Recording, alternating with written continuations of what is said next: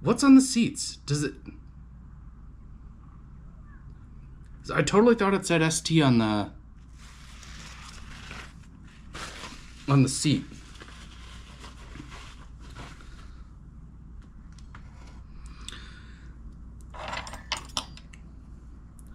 So I'm not entirely sure if this is cooked. It cooked for a half hour. Plus I blanched it in the potato water. It seems very soft. But, oh no, it's cooked. It's blood sausage, which is one of my favorites. Sometimes it can be quite loose. And this does seem to be quite loose. Also quite a bit of fat. A Prius and a Hyundai Iconic. It does. Oh, RS. Okay.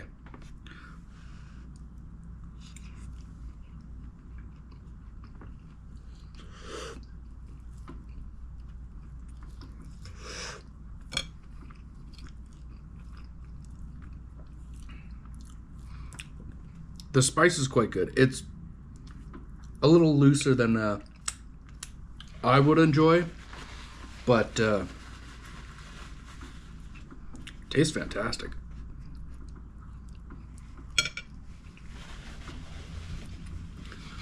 Is the Hyundai Iconic the? It's an SUV. I know that.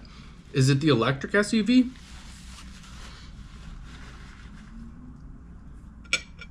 I know the Prius has one of the most expensive catalytic converters on the market because,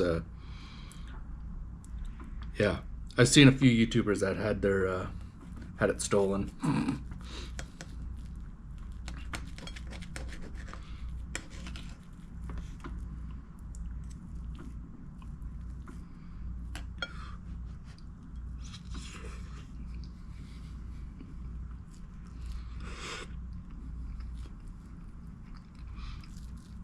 But I think that's also their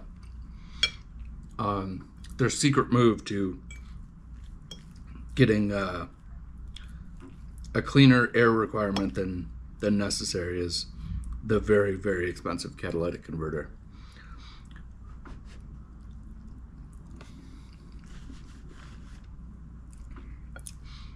Oh yeah, I meant to grab a beer.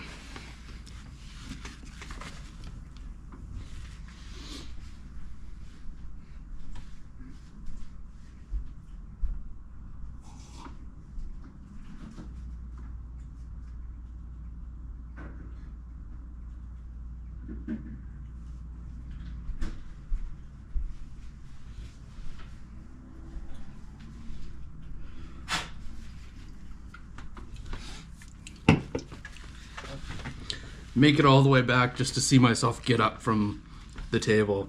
That is a very long delay.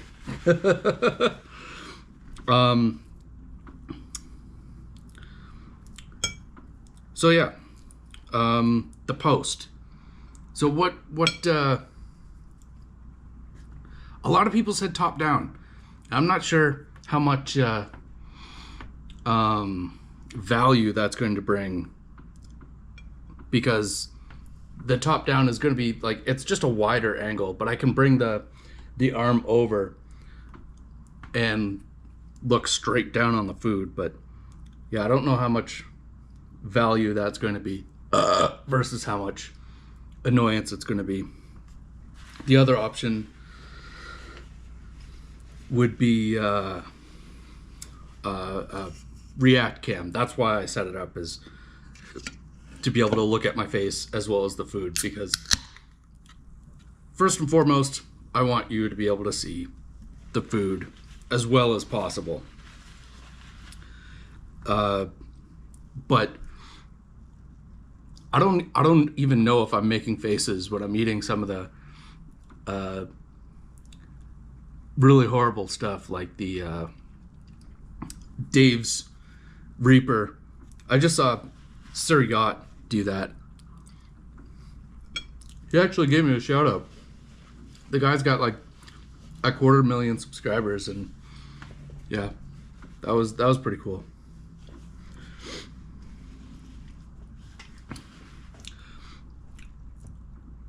electric crossover. Yeah, I really liked. I don't know if you noticed it, but the plastic wheel arches. I really like how the design flow goes into the wheel arches. I really like Hyundai on the design aspect. I like the look of a lot of them.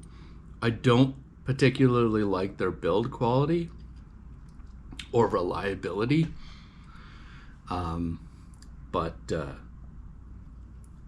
yeah, they've definitely got some really cool design guys. A few years ago, they had one of their they had an old BMW designer when the who was it? No, the car, the Velociter, when that came out, that was a BMW designer, and you can tell a lot by how the exterior and the interior look. They're very much BMWs. When you're watching these, does it interrupt with commercials? Because like I have literally no control over that.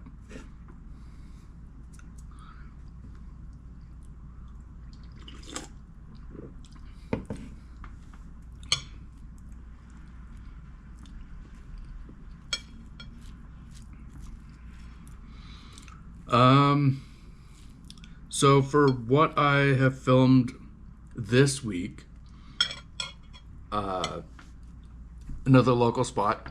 For the video tomorrow, if you're wondering, the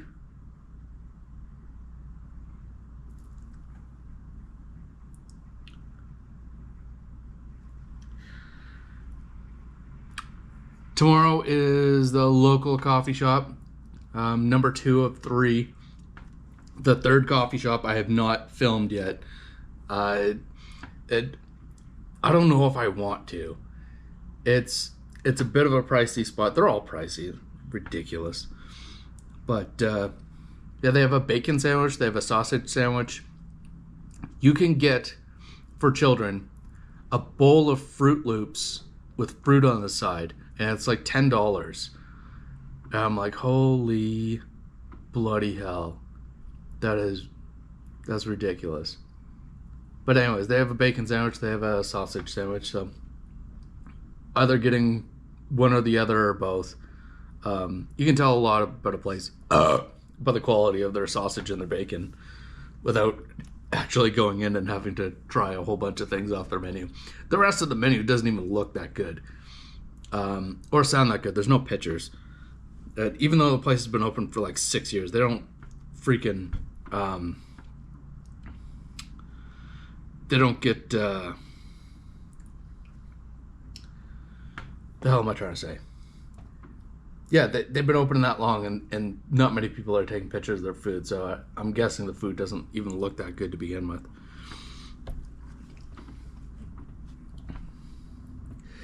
Yeah, back in the day, Hyundai had really bad quality assurance. My friend's mom bought a brand new one and had nothing but electrical and like leak sealing issues, like with the sunroof not working and leaking, windows leaking. Yeah, upsetting. Getting a brand new car and you expect, the company to be, good about fixing stuff, and they just jerked her around. And she's got a lot of money. Like it's not like she went and bought a Tesla, and then the year after bought another Tesla. They also have a helicopter. Anyways, I had a train of thought. It's gone now. Something cars. I love cars.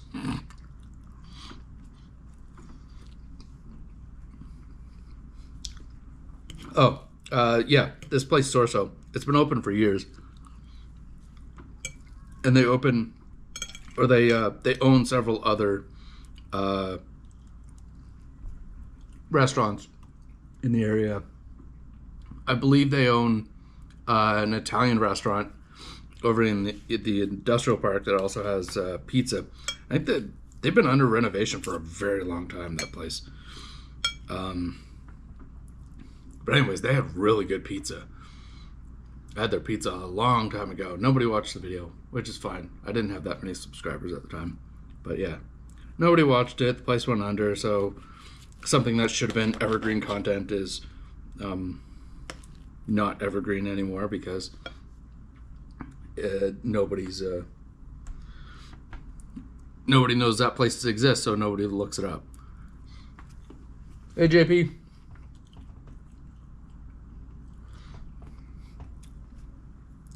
I am eating blood sausage. Before this, I was working on next week's videos. I finished this week's videos pretty early.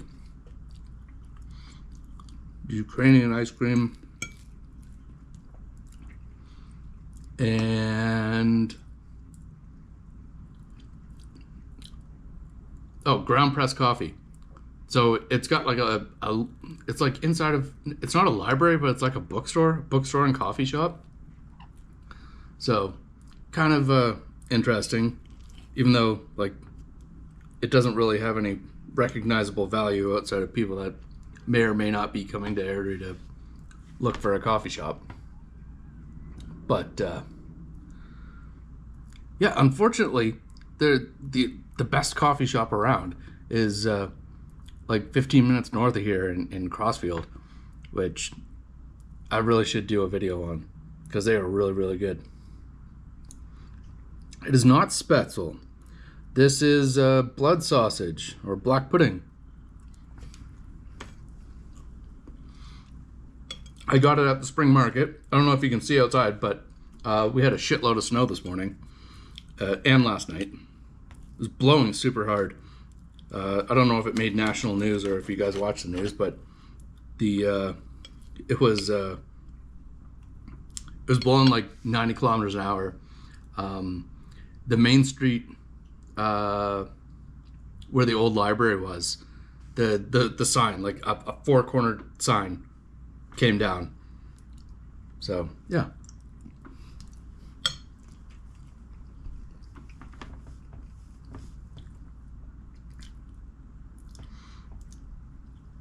No happy mug today?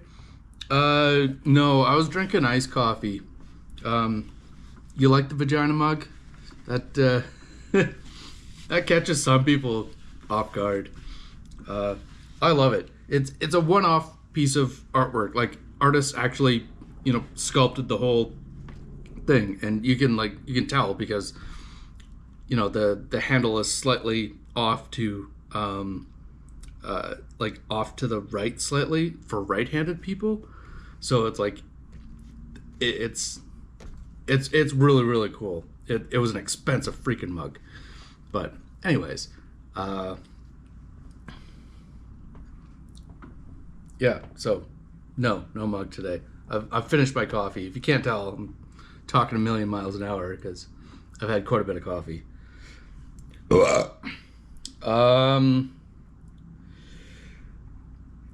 How far away am I from the States? Quite far. I think it's 3-4 hours. We have a very, very flat province here, so it's almost like a straight drive to the border. And whereas Drew, he's probably a lot closer to the border, but it probably takes him equal amount of time, like probably 2-3 hours to drive to the border. Whereas we have a straight run, and I could probably get there 2-3 hours.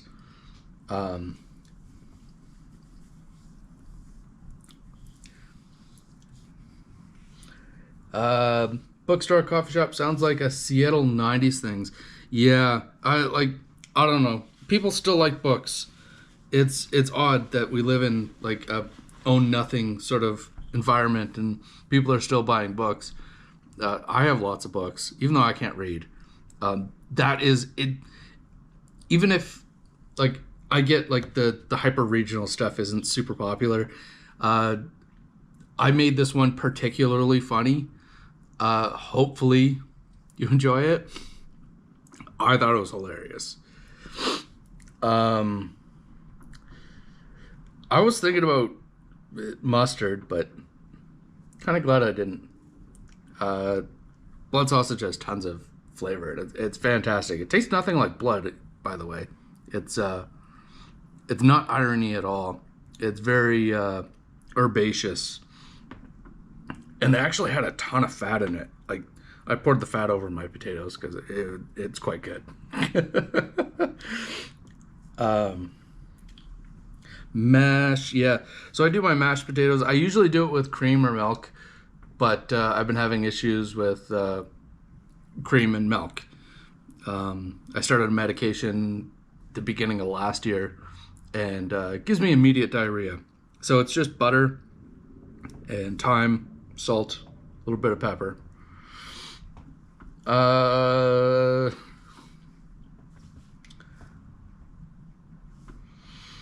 Yeah, the weather gets super wacky. There's an area in the northeast, like just north of the airport, and they get hail there, where it's gotten hail in the same region 2 years in a row, and it'll likely happen again this year, or it's every other year. Doesn't matter. Like insane hail damage on cars and houses.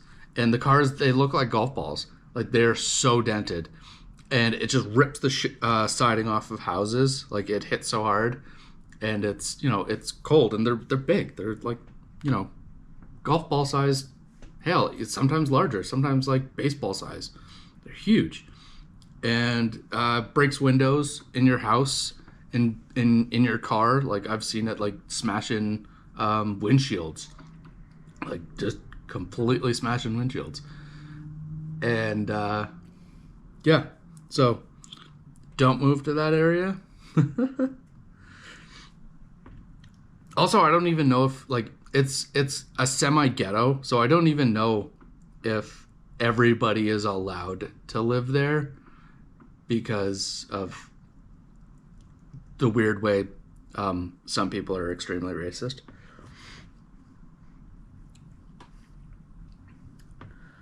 You're not allowed to recycle books in Ontario anymore. Nobody wants an HTML 4.0 book. I don't know what that is, but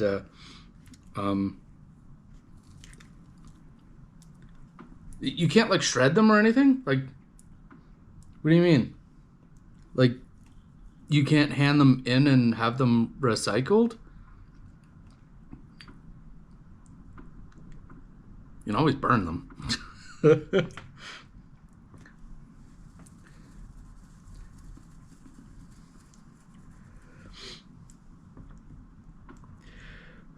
thought blood sausage would be more gamey or an irony? No, it's very herbaceous.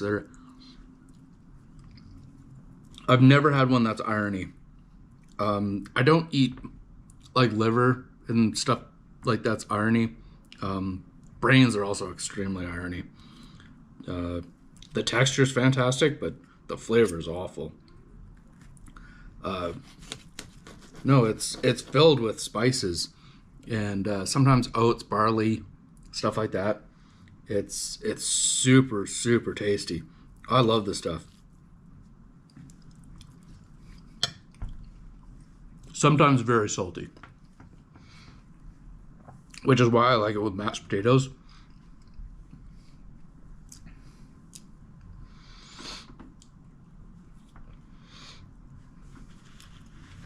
Digestive enzymes kind of help.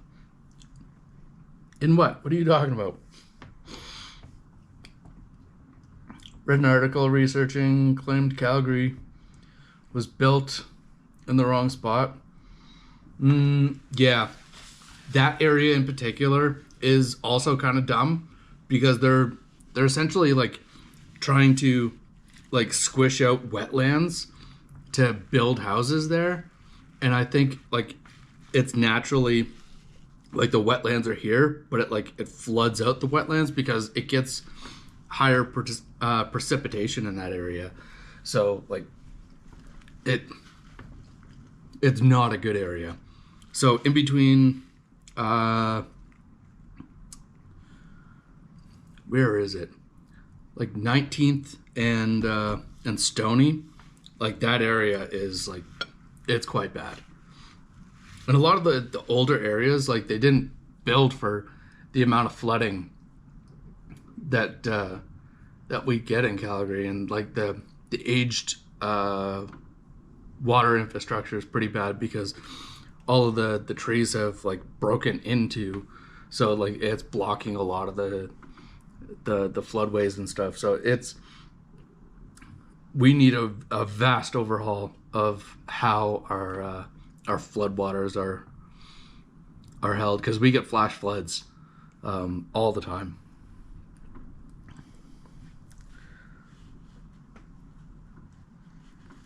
Fire starter feels bad. Yeah, but what are you gonna do? Like you said, like some books just don't age well, and some are just hilarious. I started watching some guy.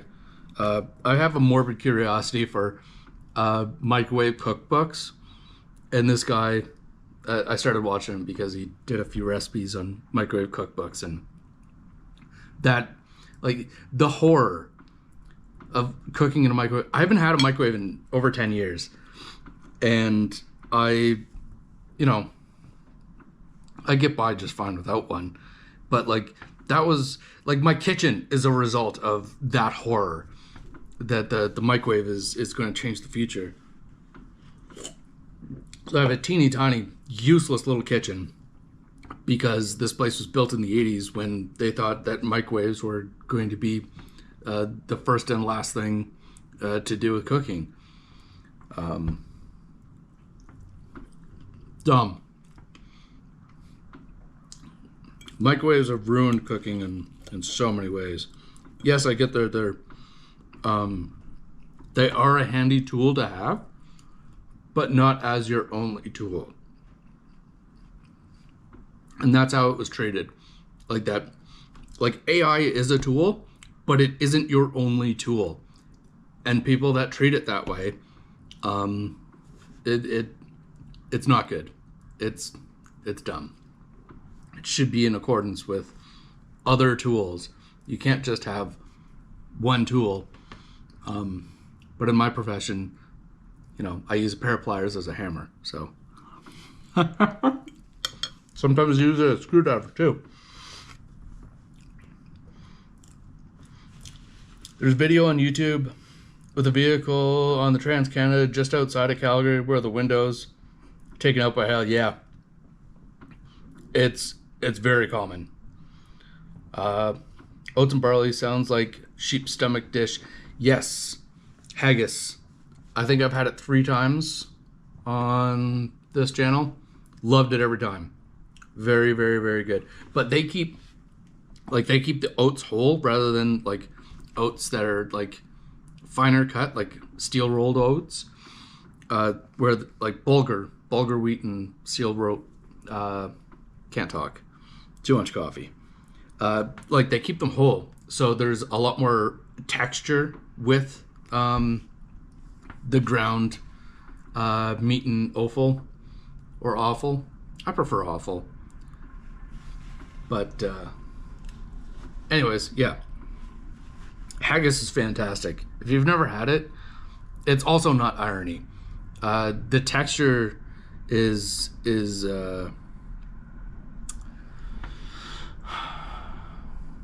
it has large pieces of grain. So like if you like sausage that is coarse ground, so it has a lot more texture to it. It's a lot like that, where it breaks apart and it's like a lot of like small cereal bits, and a lot of the offal just breaks down into like a finer paste. But yeah, it's really, really good.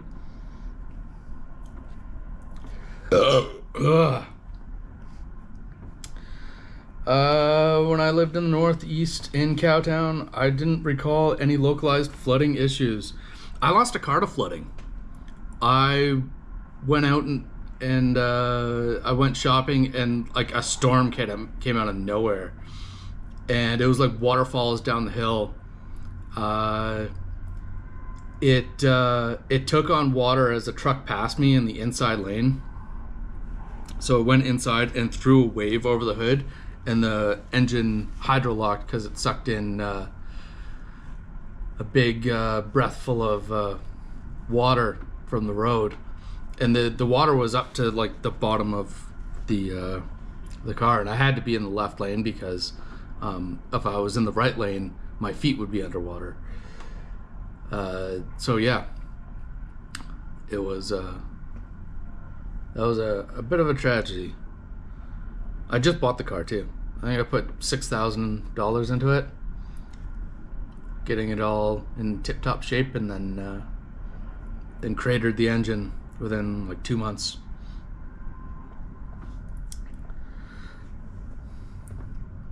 Yeah, that was Edmonton Trail and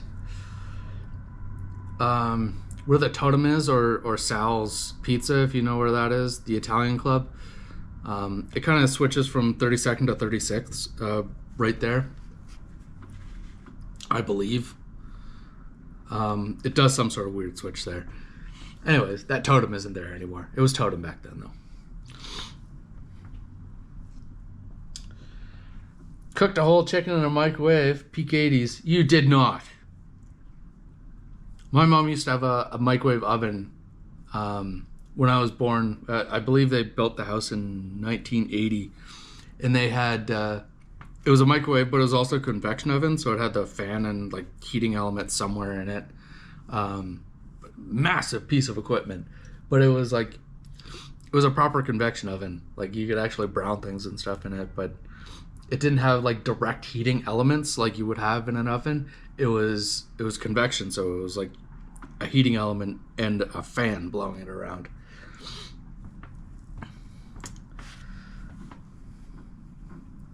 But if you're cooking in an actual microwave, that's awful. It's horrible. Shame. I recall when we got our first Nukem Wave.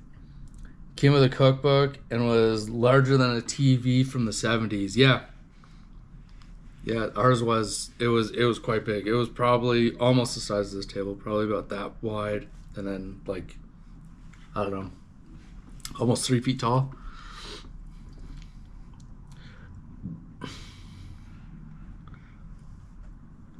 Hard to find haggis in Canada. Greeks use entrails for some tasty dishes. Yeah, I bet they do. There's a Mediterranean dish. I think it's from Italy. It's kind of taboo these days, but veal. I think they call it all pink or white veal. No, I think it's called white veal because it's not on any sort of solids anymore. It's still on milk, and so they kill the animal for meat, but they take the intestines. And the intestines have partially digested milk in it, and that's all that's in it. And they don't clean it; they just snip, and then they cook it up like that, where it's essentially kind of like a loose cheese sausage. Because I don't know if you guys know this, but essentially, cheese is made with the stomach acid of a cow, so it's rennet.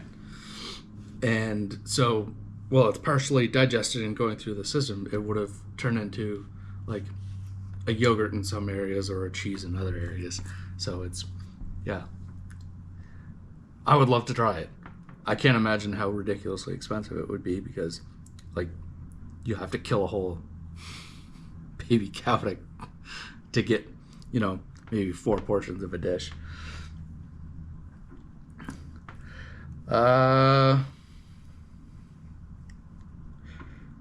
Everything is a hammer at least once? What are you talking about?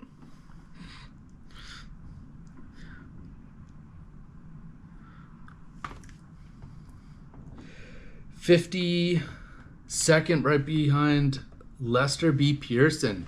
I worked at Lester B. Pearson last year. I was doing a systems upgrade there. And that's actually a pretty cool school. I actually lived fairly close to there, over by Jack James when I first moved to Calgary in 98. I got stopped by the cops the first time I left the house because I was a white guy in Forest Lawn.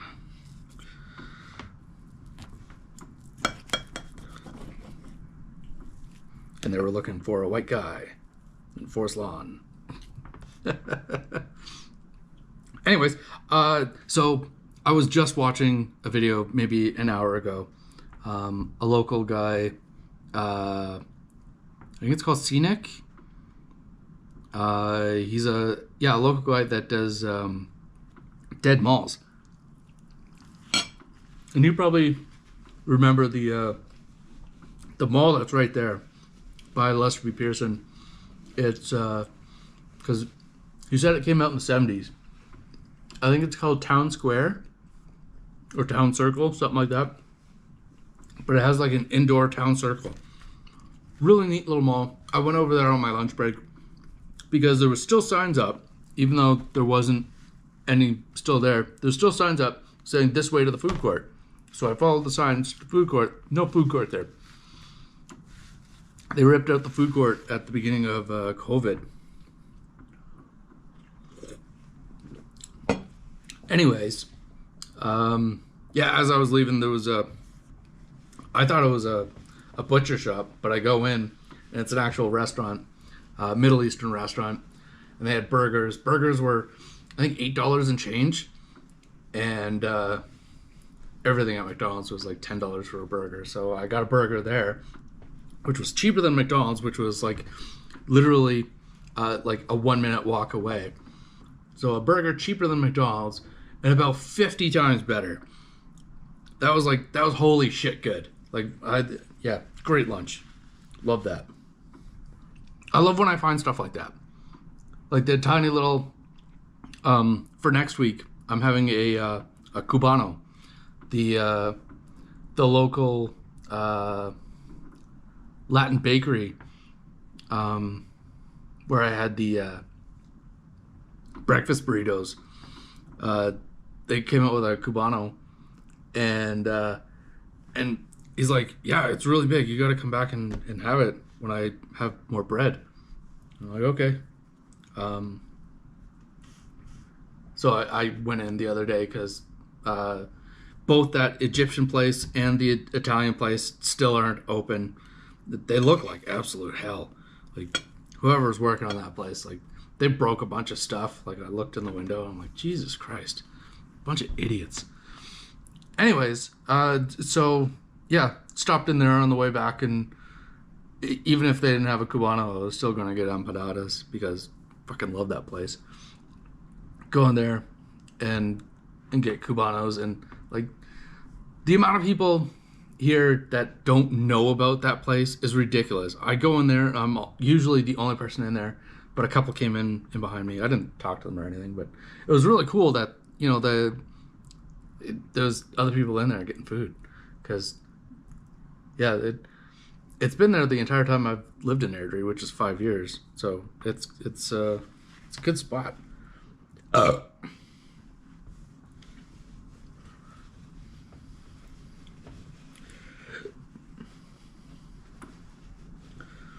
Oh, I see. I thought you were talking about Napkin Man. Everything is a hammer in reference to you using pliers as a hammer. Yeah. I use the... to the horror of other people in my trades, I also use the battery on my impact as a hammer sometimes. Like, if there isn't a door opening, like, pop, and then, like, it doesn't, like, quickly turn open for me, I'm like, bam! Butt stroke it. It pops open. Whatever. As long as you don't pierce the batteries, you won't have a runaway thermal event.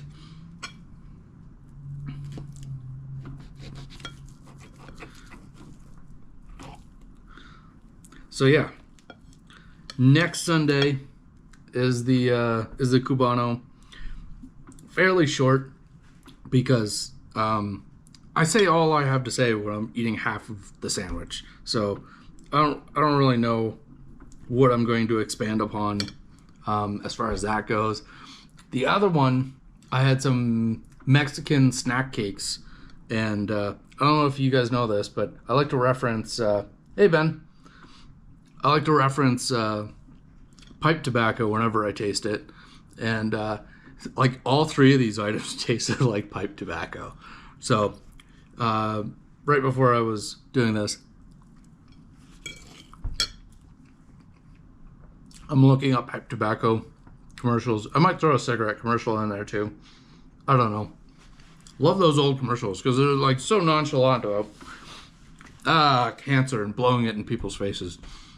And if you guys have never smoked, or if you do smoke, pipe tobacco is fantastic. It is of the best kind of tobacco you can smoke. Much better than cigars or anything like that. Mr. Ben, hopefully you have been to Queen Latina, and if you haven't, your wife would absolutely love their baked goods. They have fantastic sweets there, like tres leches. That's the first time I had tres leches was from this place, and yeah, that shit is so goddamn good. When Chef Rob was in town, and I don't know where I was going. I think we were going to buy him a PS5 from the crackhead, and we stopped in there. He got a tres leches, and I got an empanada because I was hungry. Can't diet on an empty stomach. That's rough.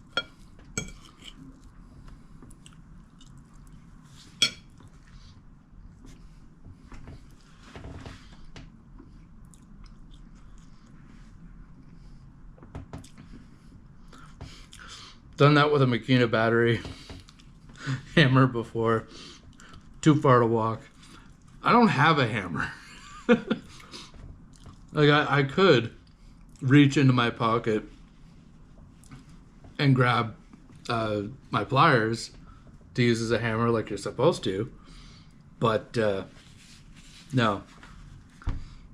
If I have a tool in my hand and I can possibly use it without hurting myself, I likely will. But yeah.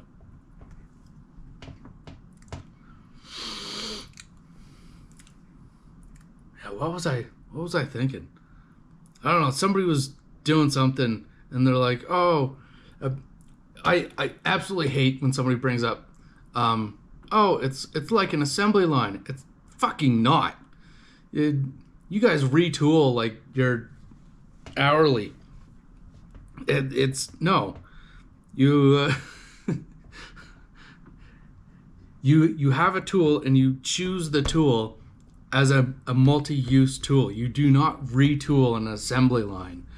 That does not happen. You do everything you possibly can to move on to the next stage, and you do not put down that tool.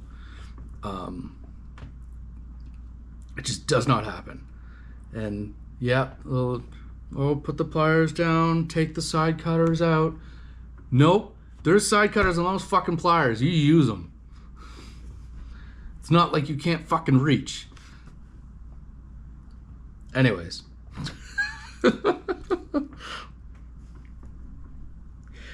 How the hell does it taste like pipe tobacco? So there's different types of pipe tobacco. Like it's not just like a Virginia cut tobacco like is in most cigarettes, even though you can get Virginia cut that is a pipe tobacco. They're usually blends, and one of the blends is called Cavendish, and it's quite dark. And there's another one. It starts with B, and they have very rich, deep, thick flavors to them that can resemble like cocoa and chocolate and coffee, and then there's other things in it that resemble cinnamon. So like there's like these very close notes of flavor that come out of them, even cherry. Like you get like these remarkable flavors out of it, and that's why I refer to pipe tobacco, because it's not quite cinnamon, it's not quite chocolate, it's not quite cherry, but it's that tobacco aspect, or like some sort of some types of aging wood that you put hard liquor in, gives you those sort of same notes, like where you can get vanilla out of a cask. And it's not vanilla added, unless you're talking about like Captain Morgan spiced rum, where it's a continuous still, and they just pipe in like sugar that has these flavors added, which is not the correct way to do things. You age things in a barrel and it comes out as a proper product.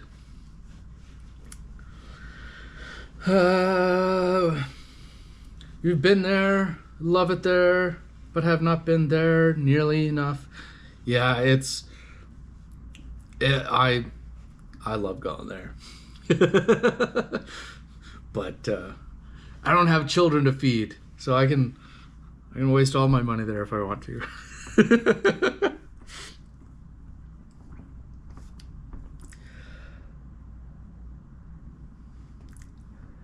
Leatherman also good hammer. Leatherman.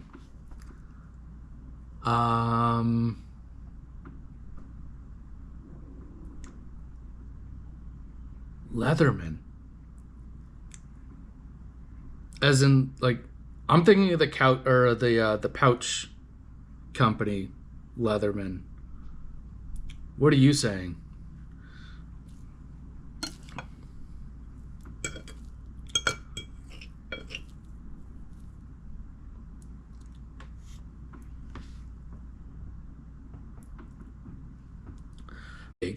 I've never had those two at the same time. Is it a good combo? That's starch on starch. You're going back to bed. Which I'm not against. I love a nap on the weekend.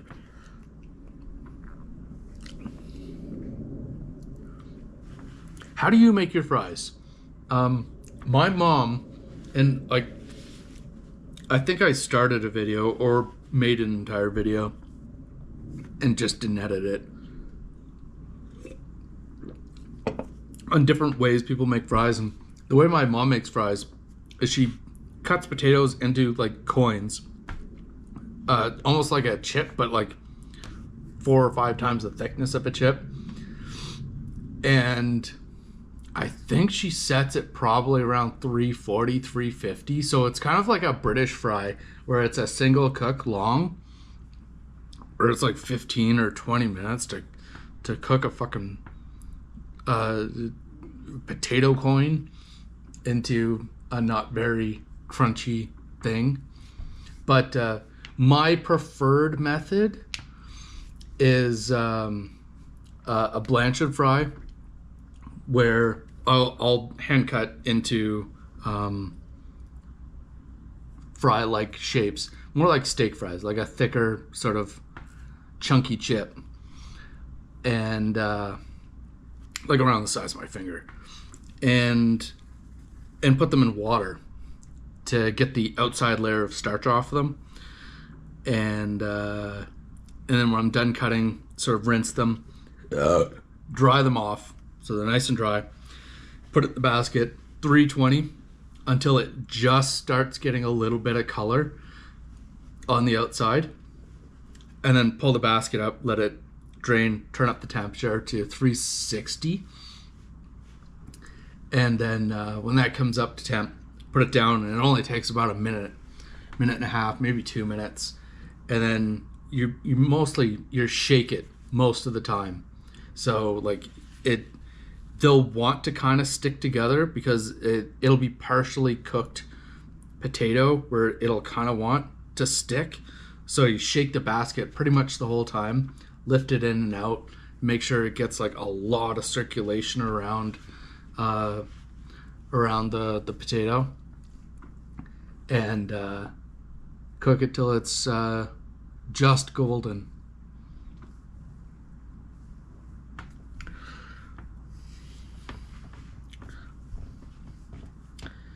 The tool company, a Leatherman tool. Oh, yes.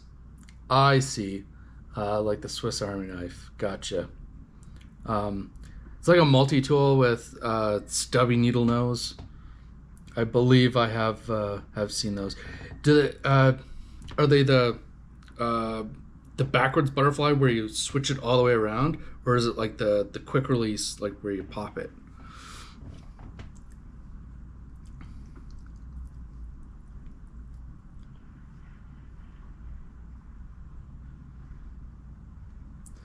Oh, I see. You're having pancakes for breakfast, and then 15 minutes later, you're having fries for lunch.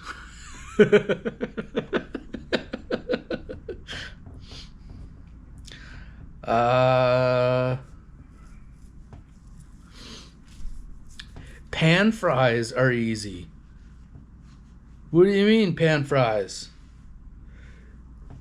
As in like shallow fry?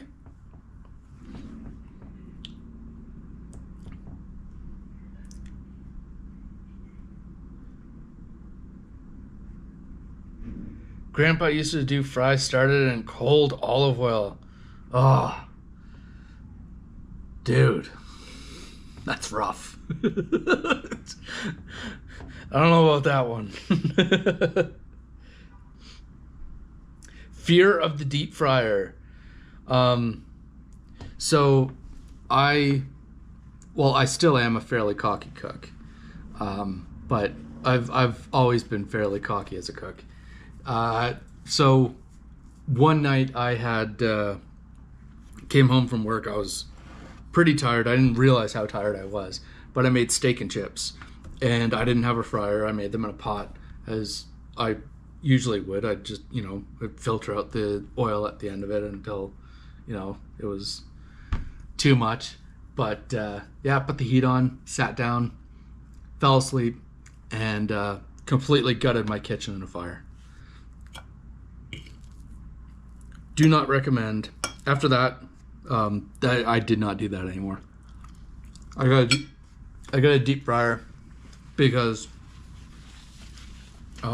it's a modern deep fryer, so like it regulates temperature quite easily. And I'm gonna try and put this on power here so we don't get lost. And anyways, so fuck, it's not gonna do it again.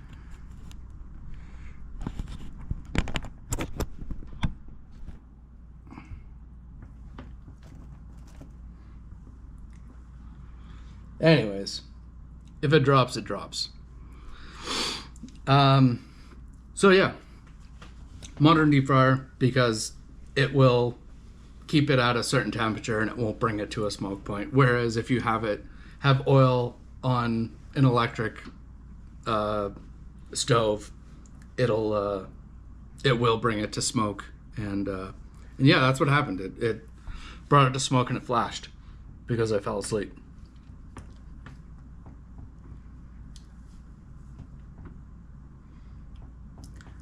Backwards butterfly. Yeah, deep frying at home is messy and smelly. I don't have, like I said, I have an 80s kitchen, so they didn't have any regulation for venting into the ceiling or outside. The hood vents directly back into my kitchen.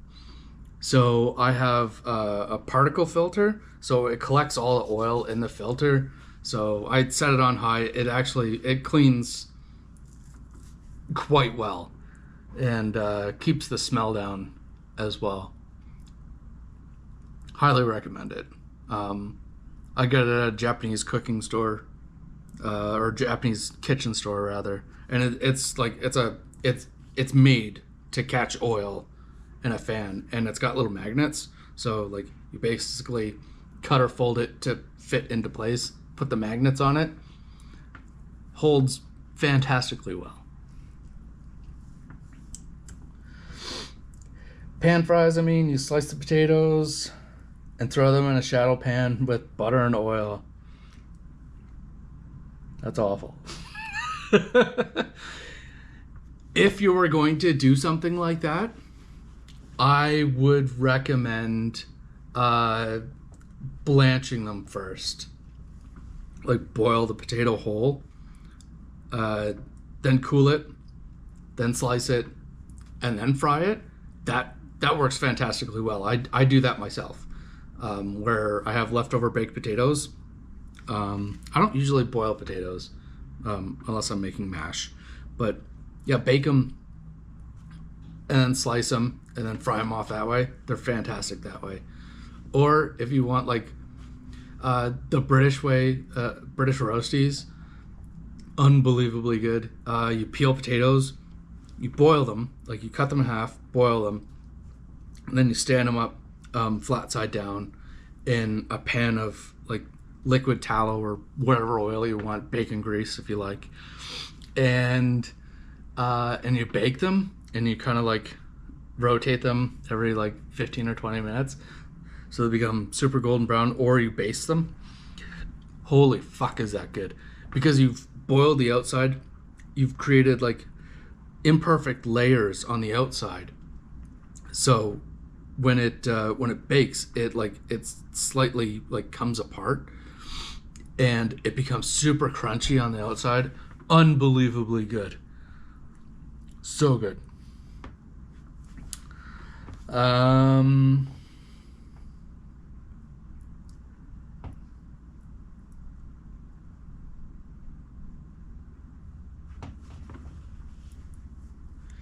Your friend deep fries outside or in the garage.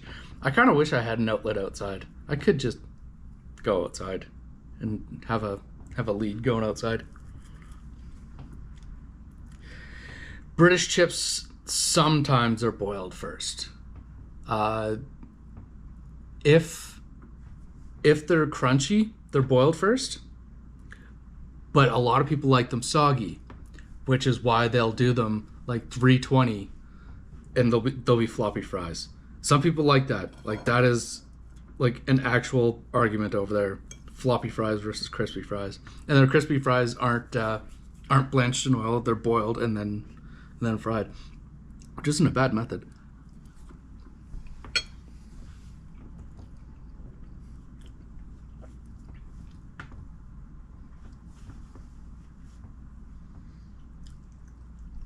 The recycling vents? What recycling vents?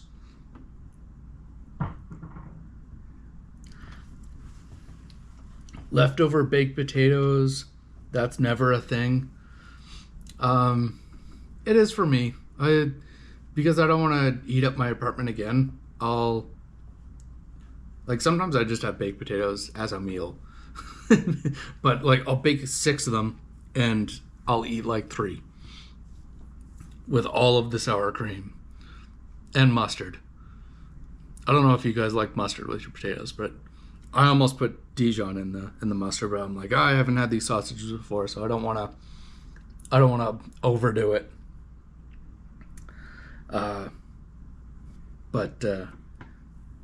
Yeah.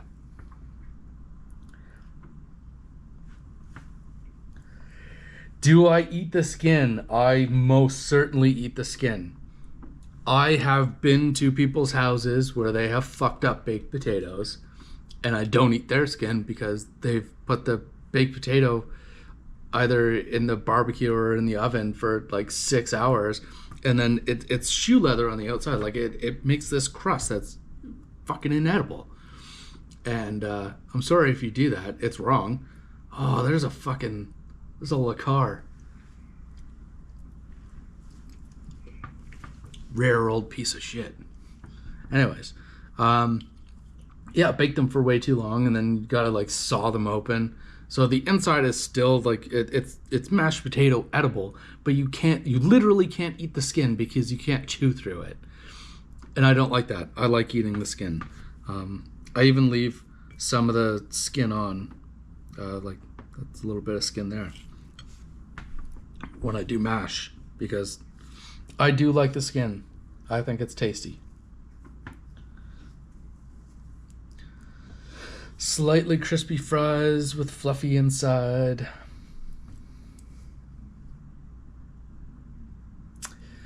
Yeah, it hood vents that vent to the inside, not to the outside. I hate it.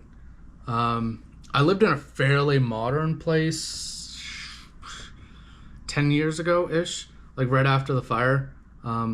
I moved to Strathmore, lived in a brand new apartment building, I think for the first time in my life. It was only like 3 years old, in floor heating, air conditioning. It was cheap, but you couldn't pay me to live in Strathmore. Not again. That place is so fucking backwards. It's like a meth hub town, but also the people that aren't on meth are just shitty people. Like, fuck that place. I can't stand it. I'm willing to bet most of the separatists fucking live there. Not to get political, but fucking hate Strathmore.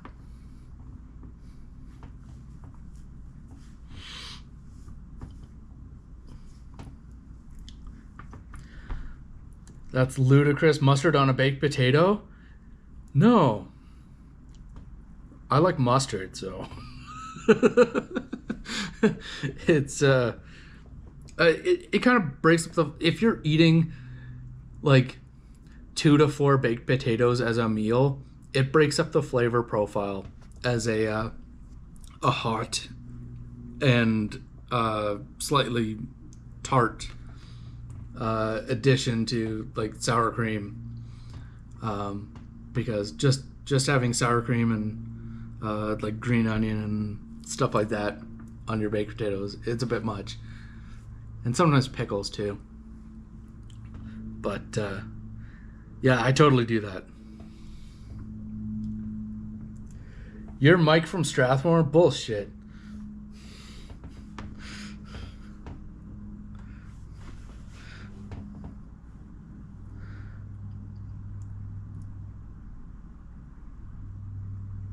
"12-inch rims with 3 lug nuts on the Le Car, silly Renault."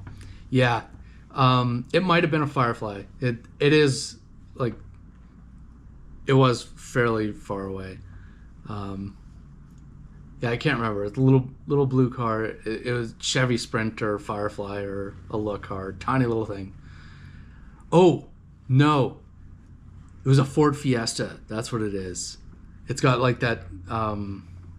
The livery on the side, where it's like very, very 80s, sort of 80s going into 90s, where it's like flashy colors. But yeah, see it every year, even in the winter. They drive it in the winter. I don't understand how, like, it's a 3-cylinder 1-liter engine, and when I had my Firefly, it leaked a shitload of oil. So, like, I would heat up in the sink a container with oil in it, and I would add hot oil into the engine to be able to start it, because I couldn't plug it in. But yeah, I'd add hot oil to it to start it.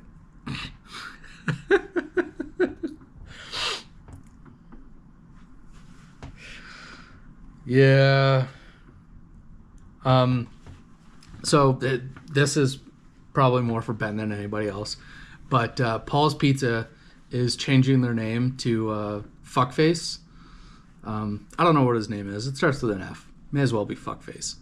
So Paul's Pizza is changing their name, and I've already started filming on a video where I'm essentially going to call them out as soon as the name change occurs, so people don't waltz in there thinking that they're not going into an extremely racist and homophobic environment.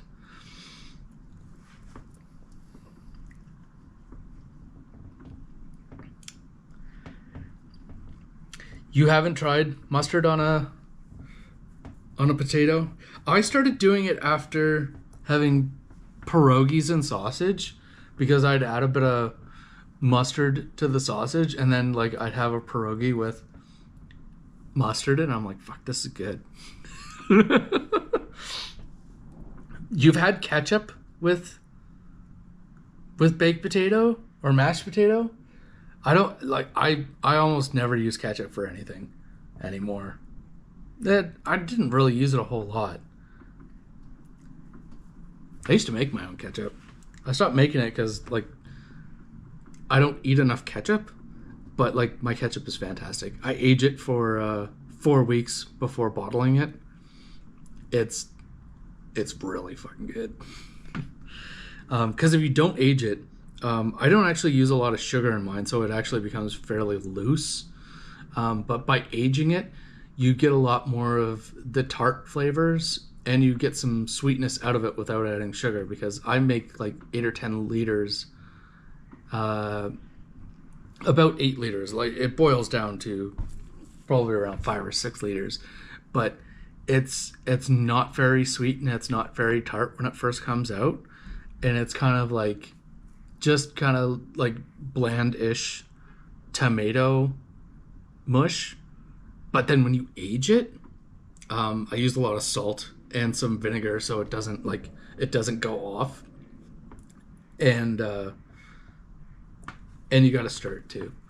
But yeah, age it in the fridge and for like 4 weeks or so, and then after that, like it has a very nice flavor profile, and then you leave it in the jar at room temperature for another 6 months, and then it's holy shit good. Like you won't ever be able to buy something like that in the store.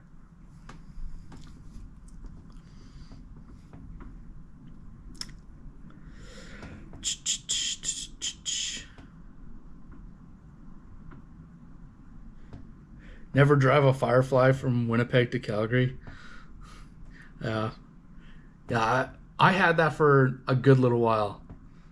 That was it was really good on gas, but holy, it was actively eating itself. Like it was a horrible little shitbox. Hot oil in an engine, that's a first. Yeah, well, okay, I put it in the engine like when it was in wintertime, right? Like it was a hack rather than a block heater. But you know, it's what it needed. It needed to freeze up a very frozen engine, because the engine was on its way out. It was under 200,000 kilometers and it cratered itself. Like it was such a. It's because it's a small engine, tiny little engine. Ketchup on everything potato? No, Ben, no.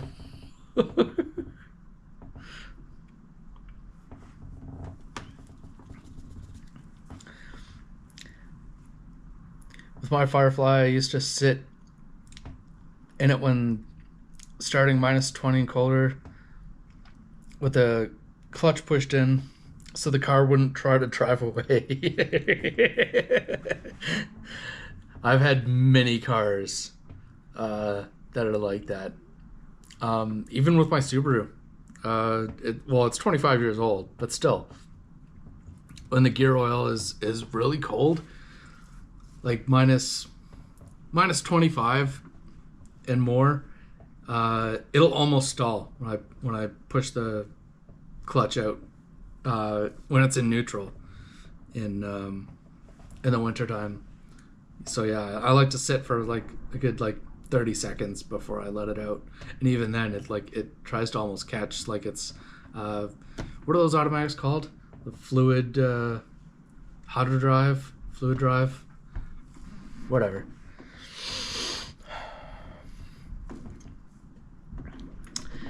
Yeah, it is fancy ketchup. I tried to get people into it, and the problem is, especially when you have something so cheap, you can't get people to pay more money for it, even though it's worth it. Like bananas. Bananas have been sold at cost since the 1950s. You are never, ever, ever paying what a banana is worth. And I think that's why they sell organic bananas, because those are the exact same bananas. They just say organic on them. They're not different bananas. Same banana. They're all technically the same. They're all cloned.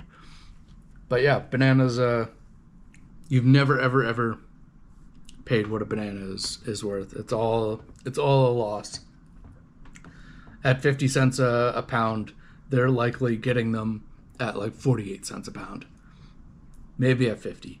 Like, they might be breaking even. They're almost never breaking even with bananas.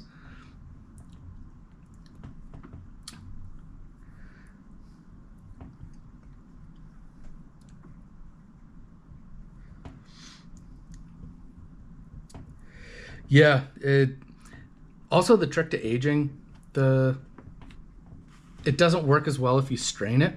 If you strain out the seeds and the skin and all of that, it doesn't work. The flavor just doesn't.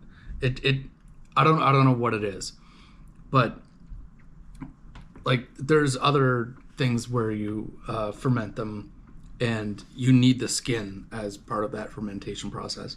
And ginger beer is one of them. You have to keep the skin on the ginger root to get the fermentation to go properly. And yeah, the only time I ever make ketchup is at the end of summer when I have like 15 tomato plants that like I gotta do something with them. Sometimes I stew them down and make a light sort of tomato paste, and I'll make soups and stuff with it. But other than that, gotta keep that. Try and keep them, and the best way to keep them is ketchup. The problem is I never eat enough ketchup, so yeah, as they're growing, I just try and make tomato sauce and eat them in salads and stuff as quick as I can.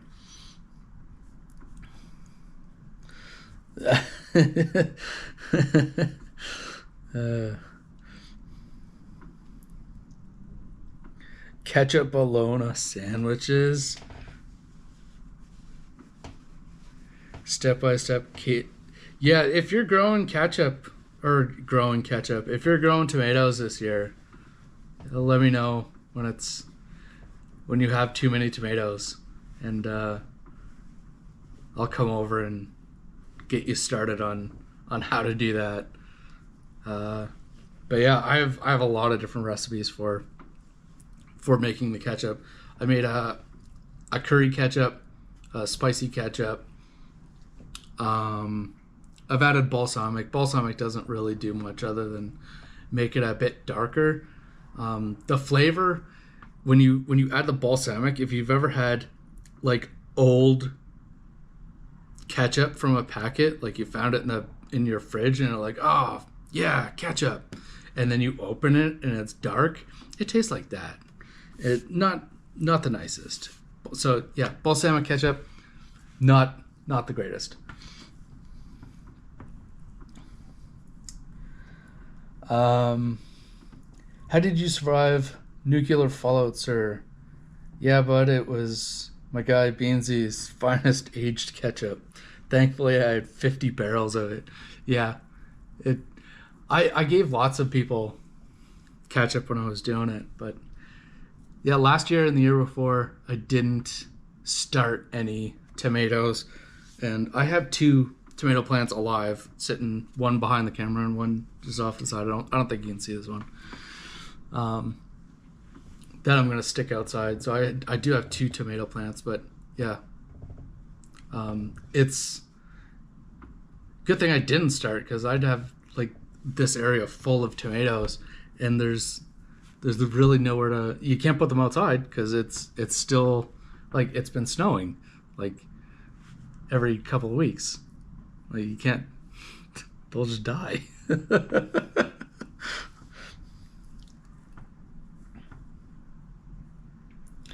Jamaican sorrel. I haven't made sorrel. I have made ginger beer.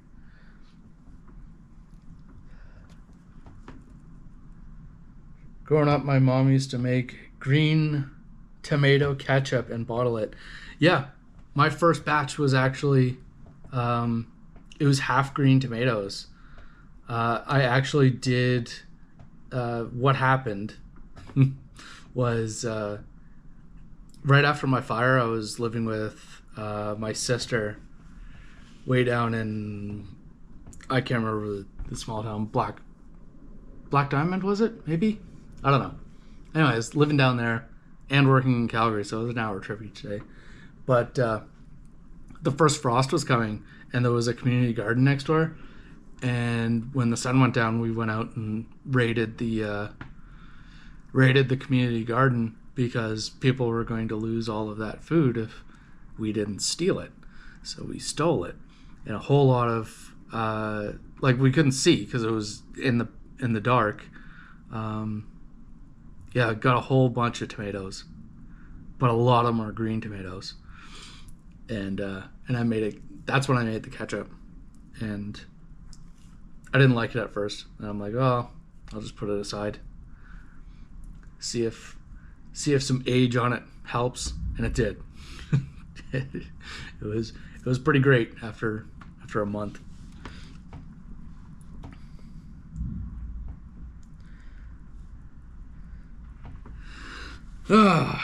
So I don't know if you guys have ever done this, but I do occasionally have leftover mashed potatoes. I have ring molds. I get them at the kitchen supply store. And they're very, very cheap. If you don't have like not a kitchen supply store, a restaurant supply store, if you have one nearby, it's like the cheapest place to get like good stuff that you pay way too much for in like an actual home supply store, where you get a fish spatula that looks the exact same in a kitchen supply store, and it's like $15 for a fish spatula, which is like the straight edge spatula that's kind of wide at the end. And then you go to the restaurant supply store, it's $4. So I buy a lot of my stuff there because I'm a bachelor, and I'm actually quite hard on a lot of my kitchen supplies. But like I've had that fish spatula for 15 years or 10 years, and yeah, it's not gonna hurt it any. But yeah.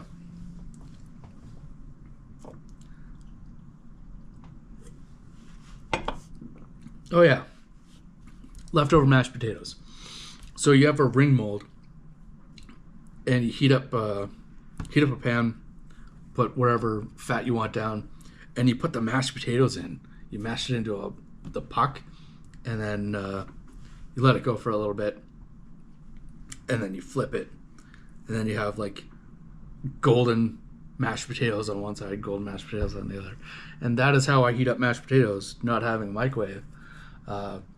They end up being like little mashed potato circles, but like then they have like a nice crispy crust on one side.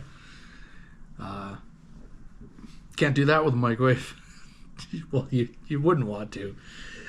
It would take several. It takes a lot longer than a microwave, of course, but it's definitely much better and quite delicious.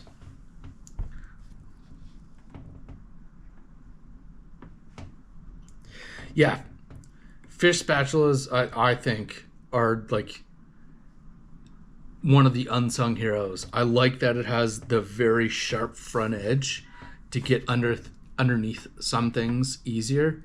I only have I have two ceramic nonstick pans, but one of them I don't treat like it's nonstick.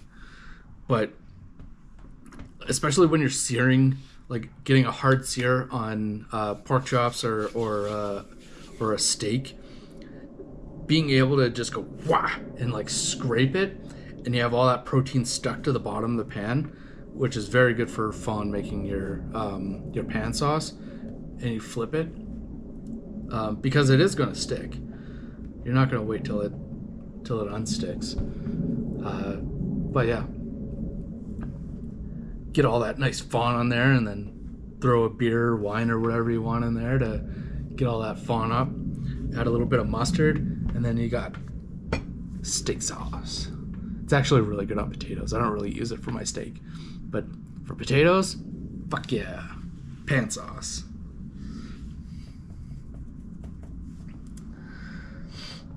There's a restaurant store supply nearby I've been meaning to visit for some replacement cookware. Yeah, the only thing is they're aluminum pans, pots and pans. Aluminium and acid don't go well together. Like, they're fine if you're just using it for boiling things like rice and pasta. But if you're making like a big vat of tomato sauce, like, it leaches. It's bad if you're using it for something like that. I have a big stainless stock pot that I use for soup and stocks and making the large batches of ketchup. I also use it for when I'm canning the ketchup too.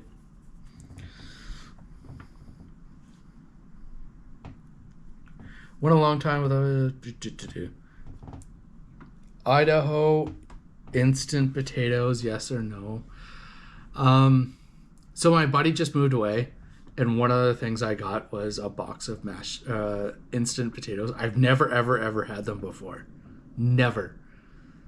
And, well, I've never had them at home. I'm sure I've had instant potatoes. I know I've had them in, like, TV dinners, because that's what's in TV dinners.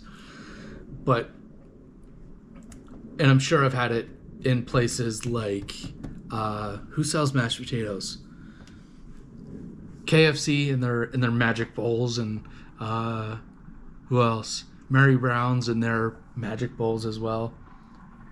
They don't really have like mashed potatoes as a side other than Popeyes. Popeyes has mashed potatoes and gravy, and I love Popeyes mashed potatoes and gravy. I don't like the KFC ones, and I don't like the Mary Brown ones. But at Popeyes, fuck yeah. I like that quite a bit. No, I do not get them at home, because I think in the amount of time that I can boil a pot, I can make mashed potatoes.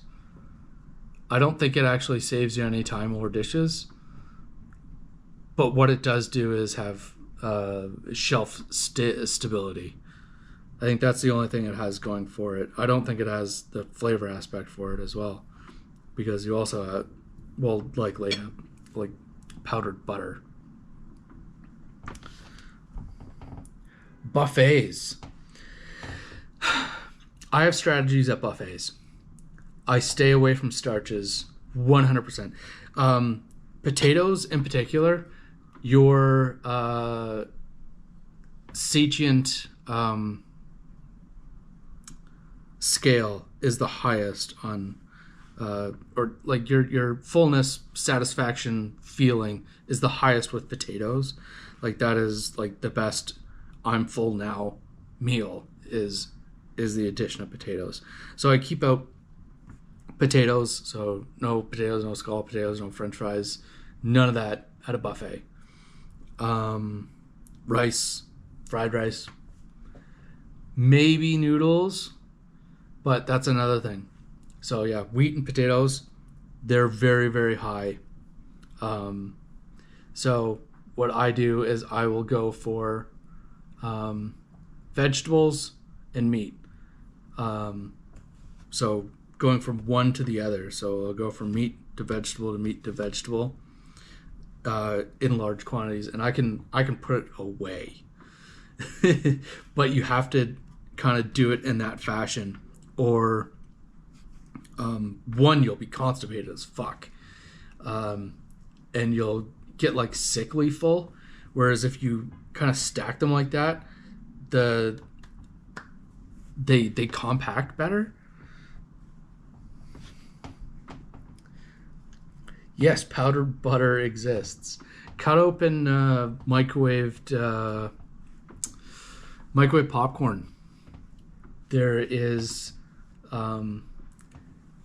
powdered butter with hydrogenized oil. It's kind of like a Yeah.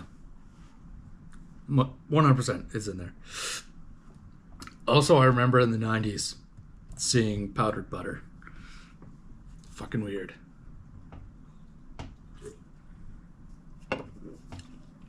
I've been wanting to do rat packs for a long time. Ration packs or like lazy camping cooking. Do you guys like camping? I think it's stupid. It's like playing homeless. And then people get like these instant meals for camping, which I don't know, I get if you're like hiking to the top of a mountain and you need an instant meal because you're too tired to do anything. But like you go out there and you set up your house with everybody else's fucking campgrounds and bullshit. Dumb. So dumb. And then you can't even be bothered to cook. So you bring like bagged instant things where you just have to either use the heat packet or boil water and heat it then. Anyways, I've been wanting to try those because I imagine they taste like dog shit. And also I want to try the military ones because I've heard there's enough stuff in them where you can hack a decent meal out of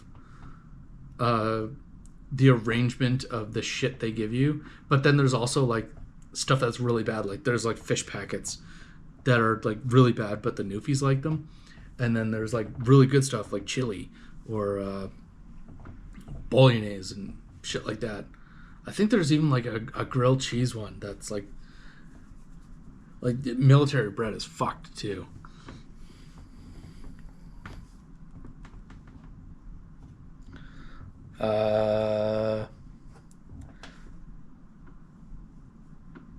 Good point. Got some flavacol once to reproduce movie popcorn. Oh, okay. It was way salty. Yeah. Steve MRE, yes. Steve 86. I believe Steve 86 MRE or Steve MRE 86.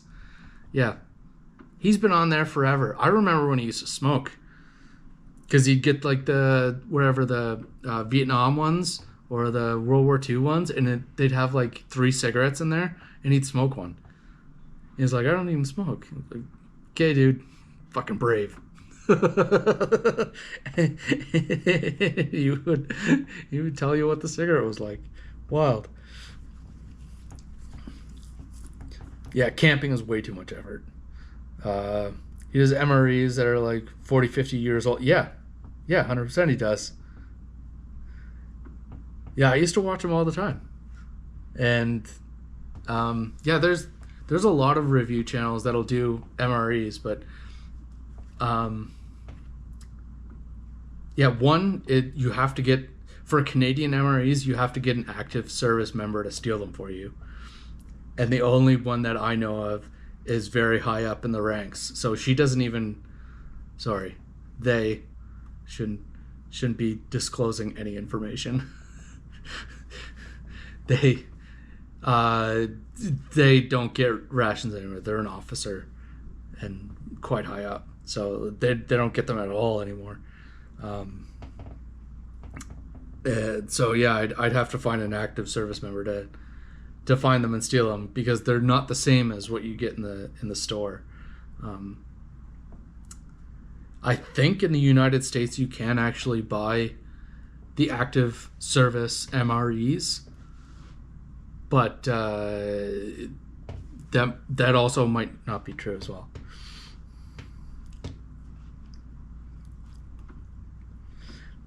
Yeah. I don't know if you guys have ever seen, but I have seen somebody pushed me over in that direction, and then randomly this week, actually yesterday, there was a cigar show, and like I use different accounts for, like I use one account to look for all the shit that I put in my videos, and then I use another one that I just use for watching TV. YouTube is the only thing I watch. I don't have any streaming services. But yeah, randomly, a guy is growing from seed to cigar, and he rolls his own cigars. And like, he's a guy that does. I think probably because I used to watch him as like a New York meal prepping guy, where you'd like, he actually has a lot of good recipes and pickling and like a lot of like food conservation. Like, I've gotten ideas off of this guy. Like, he's a very accomplished chef. If he's not a chef, he's still extremely accomplished. But anyways, yeah, he was growing tobacco and curing it and rolling it into a cigar. But yeah, there's a whole side of YouTube where people are like, somebody got, at Christmas time, I came across this. I don't know how I came across this, but there was a 45-minute video of a guy that got an advent calendar that was all American cigarettes, and he sat and he smoked each one of them and talked about them. Wild, like absolutely wild. And then there was another one. Oh, it looked like I froze. I guess I was reading. Yeah, there was another one earlier this week of somebody importing cigarettes from Asia and smoking them while it was a girl. Like, weird, even weirder. But yeah, back in the day, it was Glove and Boots, which is a puppet show. They were talking about, puppet show was talking about the weird sides of of YouTube when they used to be adult and then they became children and then they stopped making content altogether. But occasionally I use Gorilla. I don't often steal from creators, but I'm stealing out of love in this aspect because they don't do anything anymore. Their channel's completely dead. Anyways, yeah, a guy just comes on and smokes a pipe, says absolutely nothing. It's badly lit, and he just sits and smokes a pipe. That is all. That is the entire thing. That's as bad as my shorts. My shorts are the absolute worst. It's me setting up for whatever, 30 seconds, crinkling paper and shit. Some people fucking love it. I think it's retarded. Like, never go full retard. Those shorts are full retard.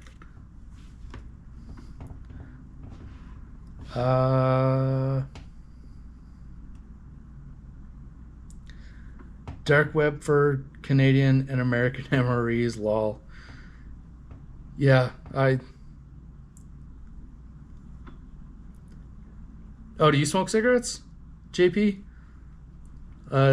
Yeah, I couldn't tell if it was a real thing or if somebody made it for him. But like, it was interesting. I watched the whole video. It was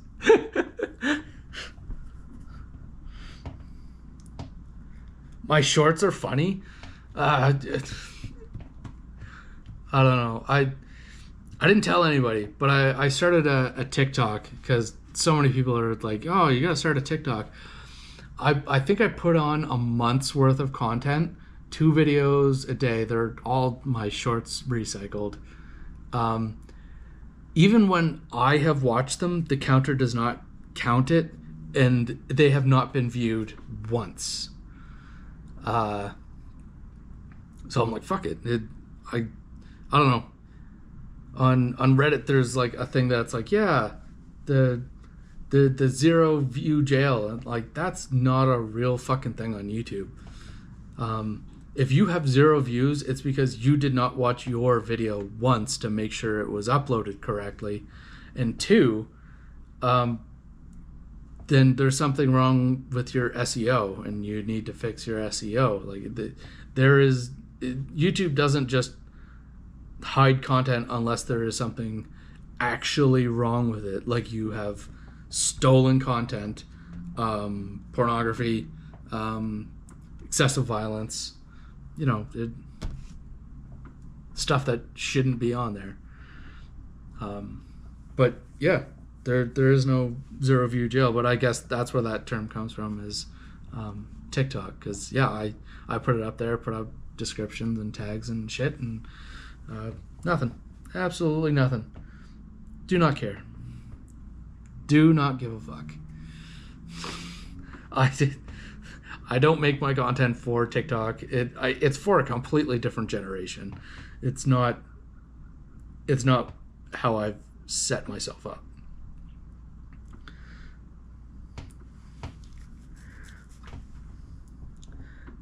Some guy pops up in your feed every now and then, drinking beer and smoking cigs in a park. Really? Okay. I occasionally get, what did I get? I got a really weird one. A guy with a mushroom company, a psilocybin mushroom company out of the States, which I don't know how that works. But yeah, he's got a mushroom company, explaining the different ways to take mushrooms and how it reacts differently. I didn't know there was a difference. I haven't done them in like 20 years, so did not know I was doing it wrong.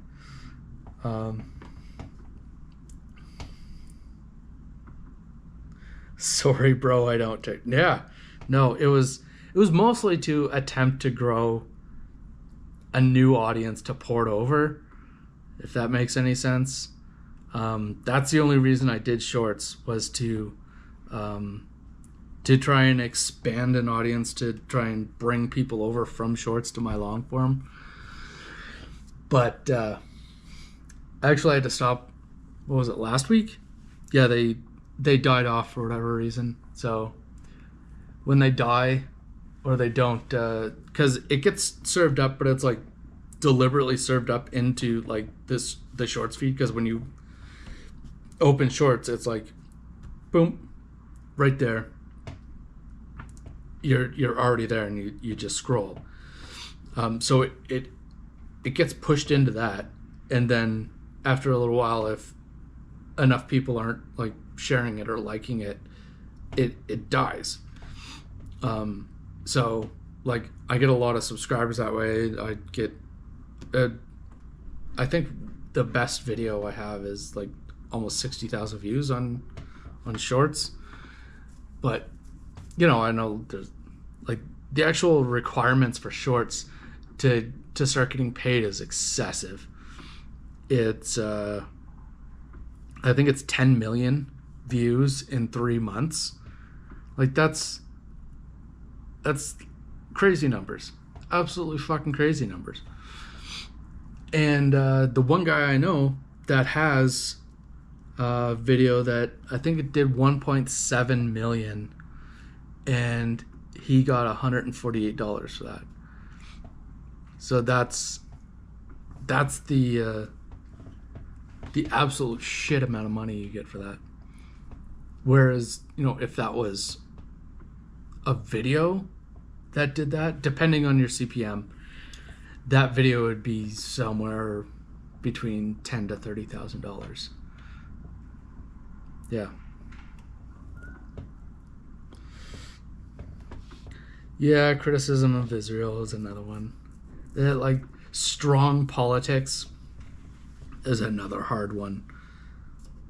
They don't like that. Sometimes even news, like talking about actual factual news that happened. Yeah, you can get blacklisted for that for sure. But my voice is starting to get hoarse. I've talked entirely too much. That, and Jesse's likely on now, so I'm not going to gain any more people showing up to say hello. But thank you for showing up, Ben. Let me know when you got some free time and we can... Oh, that African place shut down. Did I tell you? Somebody just told me that last night. So somebody from Airdrie showed up in my Reddit DMs. He's like, "Hey, I love your show. I'm a fan, but my wife likes Jesse more." I'm like, okay, whatever, that's fine. Made my day that he liked it, like the video, and like actually like found me on Reddit. I don't know how, whatever. Anyways, but he's like, yeah, this restaurant shut down, and I look over because I had a business card because I wanted to go there to review African food because we keep getting African food here and then it failing. We have a very large African community here, but like they cook for themselves. Like typically they don't really go out to eat very often. They make large batch food at home. But anyways, yeah, to order like one thing of like, you'd have to order a whole tray of jollof rice for $30. I don't want a whole fucking tray of jollof rice. Like that is way too much food. Like, and then like my budget per video is around $30. I don't like to go above $30, and I would like to keep it a lot lower than that. Like $30 is the top end. So even their buffet, I think, is $45. Their Sunday buffet at $45, and then I have to do voiceover if I was to do a video in there, because like there's people there, it'd be too loud, there'd be music, so just a whole hassle. But anyways, they went under because $45 for, like, it was the most expensive buffet in town, and like everything was family style. Like you'd have to order an entire dish, and like, can you imagine how long it takes, for like a single giant tray of fucking something to be cooked?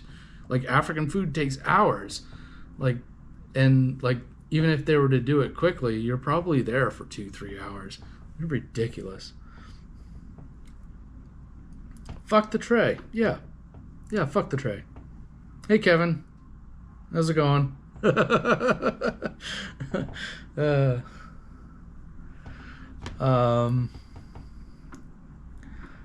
Blacklisted for anything.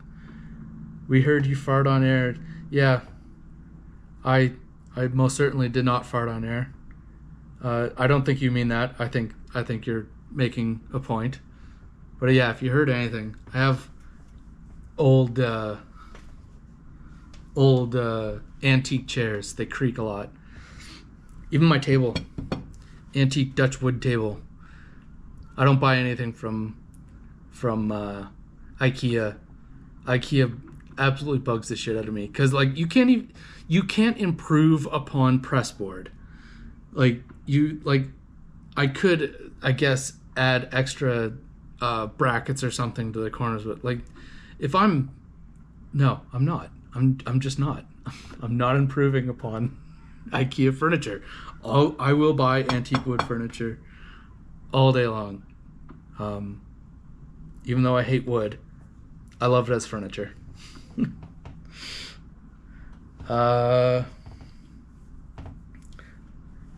Cheers, good one. Okay, bye Sal. He's I didn't even think he was still here. I assumed he went over to watch Jesse, because I think Jesse's live now. It's 4:00.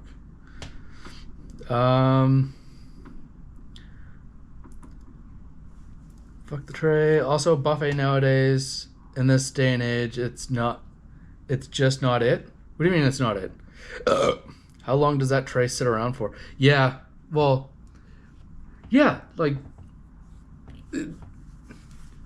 if they're making jollof rice to order, like, yeah, you can make a whole tray at once, but like, it'll probably take you like, what, 20 minutes to cook, because it's rice with frozen veg and some sort of tomato and spice mixture. It probably takes 20 minutes to cook. But yeah, how long, like, did you pre-prep a bunch of it? Like, it's dumb. Family style, especially if you don't have the clientele, or a big restaurant, which they didn't, like, that's ridiculous. Absolutely ridiculous.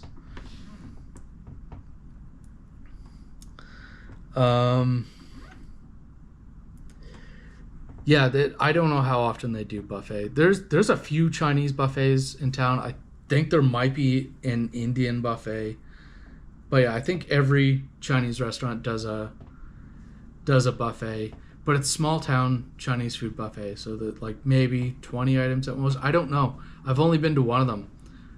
It like in small town Chinese food is sometimes like either really really bad, or sometimes it can be good. Like I have had good small town Chinese food, but I also had mixed bag when I was up in Crossfield. Like they had really good dumplings, but like then they had like I don't know what it was, but other things was like, oh well, this is shit. So like you can travel 15 minutes south to Calgary and get good Chinese food.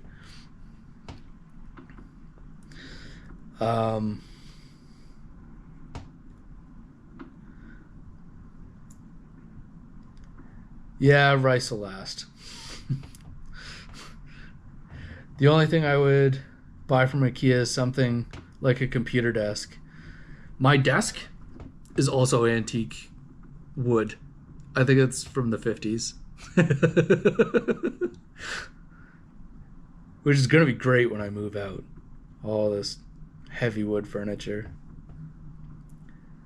The bookcases are still hanging in.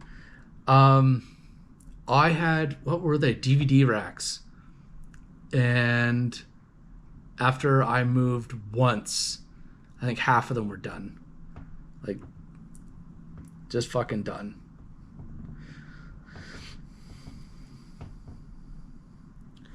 Buffets aren't worth it, I find. Yeah, well, if you're going to buffets to throw up, I've seen you do it. Then no, they're not worth it. I don't know. I some of them are. Yeah, I don't think small town buffets are worth it. It's 100% not worth the calories for the most part. Like sometimes only the best things you can get are like the desserts, and I'm not a big dessert guy. So, yeah, nope.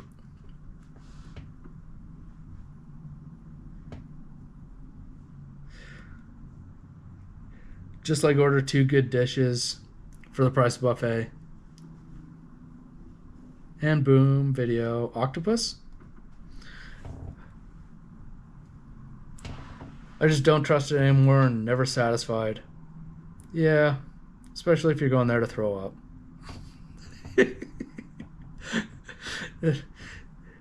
The bad food almost intrigues me as much as good food. Like it really does. I do get sick, but it's like when I get sick, I'm violently ill for hours. If you go in a Chinese buffet and don't see Chinese people run, yeah, yet Chinese people don't live here. It's like they're Chinese people running it, but all white people. That was on Reddit. Somebody was asking, "Where's a good Chinese place in town?" I'm like, drive to Calgary. There is no good. I don't have to try the Chinese food. There are no Chinese people here.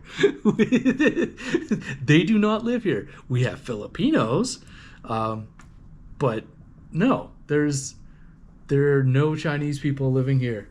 There is no good Chinese food in Airdrie. You have to go to Calgary, and yeah, and once you get to Calgary, there is really good Chinese food. But no, it's all like very whitewashed cornstarch and sugar glazed food. Fucking gross. And or just all just deep fried in old oil. Yucky, yucky, yucky.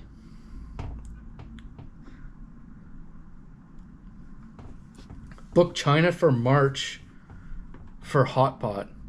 You're going to China for hot pot? I can go to Calgary for hot pot. And good hot pot. Sometimes Canadian Chinese food hits right. It does. I agree. But you gotta have somewhere where people actually care about that. In this town is not it. In Calgary, yeah, there is a lot of really good Chinese food. But I don't know. I'm prejudging. There might be some good stuff.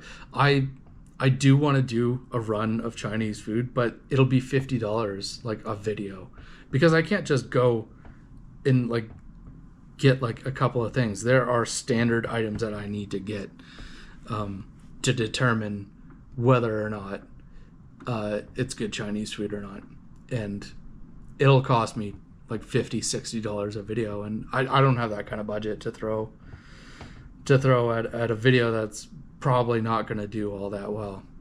Like 100 people watching, like that's that is 60 cents per acquisition. That is not good.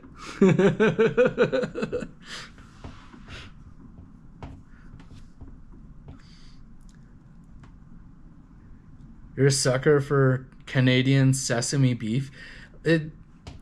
I get it. Ginger beef out here, like it was invented here in Calgary, and it can be really, really good. There are some, I don't know. I know Chinese people that have grown up here, and some people will say sweet and sour pork is not Chinese food. I've heard from many Chinese people, like they grew up with that in their home. Like that is completely normal. They make it different. It tastes really fucking good.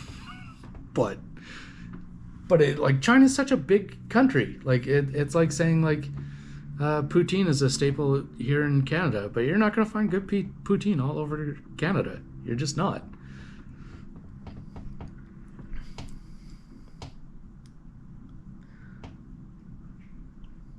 Bookcase hangs in the garage now. Lol. But some shelves are still holding. If I had a garage, I would have tire racks. On my balcony, I have 4 sets of rims with tires. I love wheels.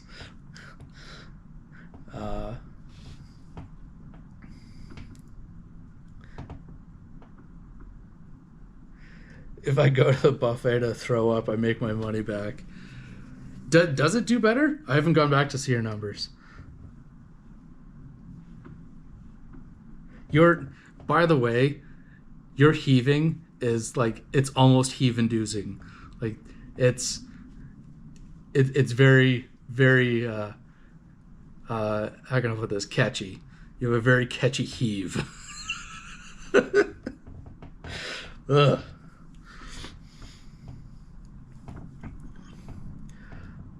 A lot of the old small town Chinese spots are closing down. Kids don't want to take over the business. 100%. That's the same with a lot of generational businesses, restaurant businesses. Sorry, where like there's a Vietnamese place downtown Calgary, and the parents who are almost 80, they're like, yeah, we want to retire now. Yeah, I don't fucking blame you. You're 80.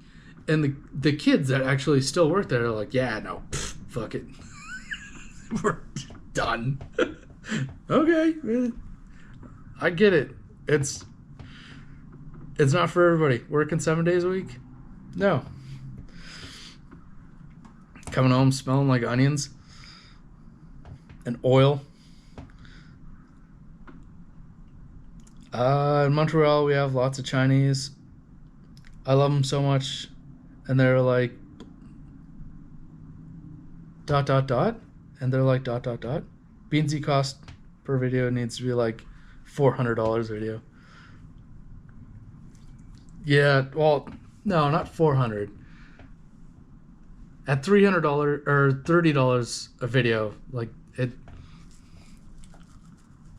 like I want to try too many things, and like it does make for a better video when you have more items, even though I realize in the long term, like I know why Jesse does one video, because he gets, you know, for the same, or for the small amount of money, he gets whatever 10,000 views for $10 to $15, and then does item number 2 at the same valuation and gets the same amount of views. Like it makes sense to do it that way, but as far as, I don't know, if I make a 10-minute video on like something that should be 2 minutes, people aren't watching for 8 to 10 minutes. And I don't know why I can't crack that. I don't understand that. Why is he more interesting fucking bitching to a plastic doll and not making valid points? That really bugs me. Calls himself a food expert. Doesn't understand most things. Pisses me off. Show me the way. I don't know what I'm supposed to show you the way to, Ben. Hill in Vancouver had the best Korean food ever, and Korean owned and operated, and there were Korean customers. Yeah, there are quite a few Korean, like good Korean restaurants here in Calgary. What is it? There's a Japanese Korean place not too far away, and that's pretty good. I'm not a big fan of kimchi. I don't know why. I like a lot of weird things, and kimchi, for being as fairly normal as it is, I on paper should enjoy kimchi, and I don't. I had to basically ask what to eat. Yeah, I rather enjoy that way of eating. Like, just fucking feed me. If I heard anyone, I started heaving my eyes water. Yeah. You made $45 in the buffet video, which means I'm up about $3. Yeah, still, that's good. At least you're up.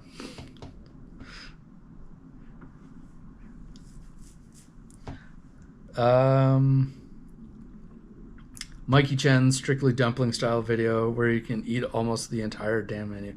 Yeah, I like his videos. He does some pretty good work. There's too many of them and they're really long though. I don't find he's interesting enough to be as long as his videos are. Food Illuminati. He reached out to show him Montreal. I think I'm in.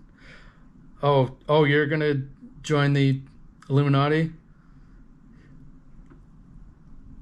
Yeah, whenever somebody mentions my beard, I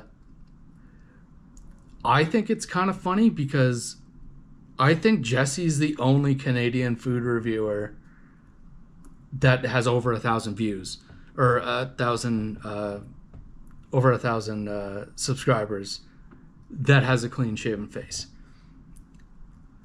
It like the only other one I can think of, I think he only has like 500 subscribers, is Mark up in not really Edmonton, but he's up there. Everybody has facial hair. It's like, oh, cut your beard. Fuck you. How about that?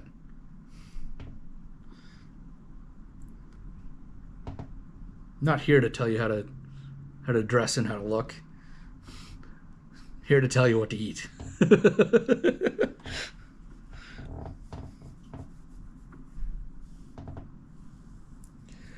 Yeah, you told me he's part of the food Illuminati. The real good Chinese food are places outside of Airdrie. Yeah, they are. I agree, Ben. I've only been to the one place with Chef Rob, and I was pretty underwhelmed. It wasn't disgusting, but it was whitewashed Chinese food. Like, if they didn't have like wonton soup that was watered down, then I wouldn't have known that I was in a Chinese restaurant. I don't even think I had any bao or dumpling or anything. Like, fuck.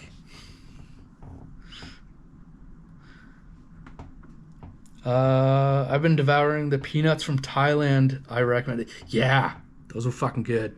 Another good one. I don't know if you've ever gone to Indonesia, but if you go to Indonesia, they have like, they have either dry roasted with garlic, but then they have like a very thin. It's not like a cracker nut where it's like an actual like thick batter. It's almost like a very thin sort of tempura style batter on their peanuts. Amazing. Highly recommend bringing back peanuts if you can. If you go to Indonesia, Indonesia's cheap. You gotta go to Indonesia. Gotta, like, really good food. One of my favorite foods in the whole wide world was introduced to me by an Indonesian friend. I love it, and there's so many ways you can do it, but you can only do it with an old animal and a tough animal, and it's called rendang. So you have wherever the toughest part of the beef or mutton, duck outside of you wouldn't use the breast of duck or a young duck, but you use an old duck or a rooster. Old animal. You want old animal because the flavors are extremely strong and the cook time is extremely long. It's like 10, 12 hours. Like you kind of got to do it by eye. Where you cook it's a coconut curry, a fairly spicy, salty coconut curry, and you cook it down until there is basically no liquid left, and it is fucking amazing, absolutely amazing. And if you don't like coconut, don't worry, it doesn't taste like coconut at all. It tastes like a kissing God, but lots of tongue.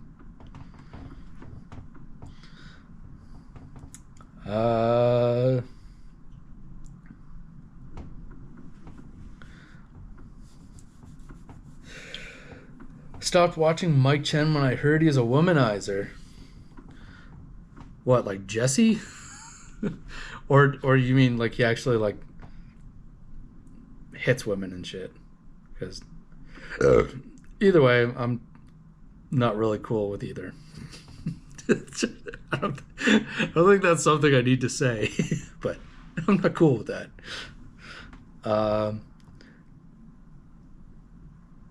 It's all YouTube drawing. Never believe it. You really don't know, unless they outright just say it. Because whatever. Strictly Dumpling is getting divorced and rehashing the content to pay for a separation. That's why I stopped watching. Okay. The Mala Peanuts are what I live for now. I don't remember which one those are, but I think it was the Tom Yum ones that like I went gaga for. Like if I found those again, I ran through that. Like, shouldn't eat too many peanuts because it'll back you up pretty bad. But yeah, I ate so many peanuts one time, it made myself throw up. I love peanuts. I go to the dentist and they're like, "Oh, what hard foods are you eating?" I'm like, I eat like nuts and seeds like every day. It's like every day? Yeah, and I don't eat candy.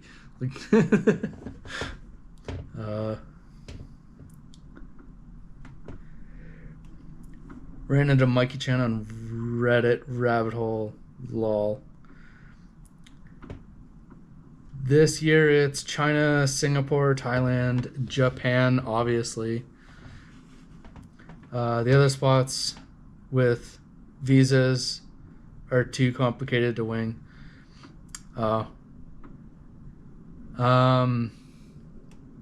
Who was it?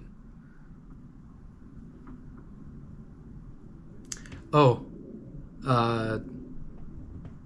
it was Critical Eats Japan.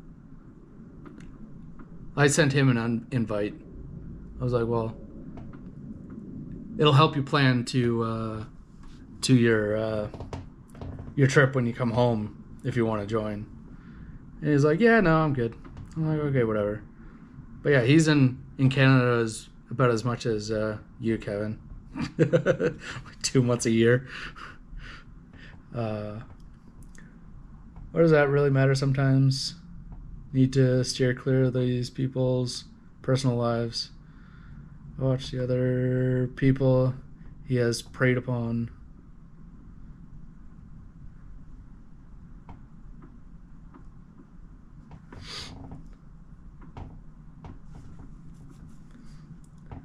Szechuan snack featuring fried crunchy peanuts tossed with dried chili peppers and Szechuan peppercorns. Make your tongue numb. Yeah, I like Szechuan peppercorn, but the flavor of the Szechuan peppercorn, especially when it's too fresh, when it's too fresh, it tastes perfumey to me, and I don't like that flavor. It's yeah,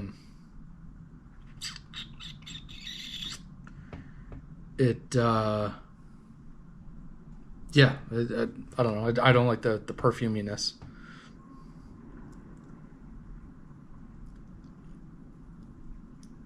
The green ones are minty, are they? I don't like mint much either. It depends, because sometimes I'll make mushy peas with mint, and I like that, but quite often no. I'm no for mint.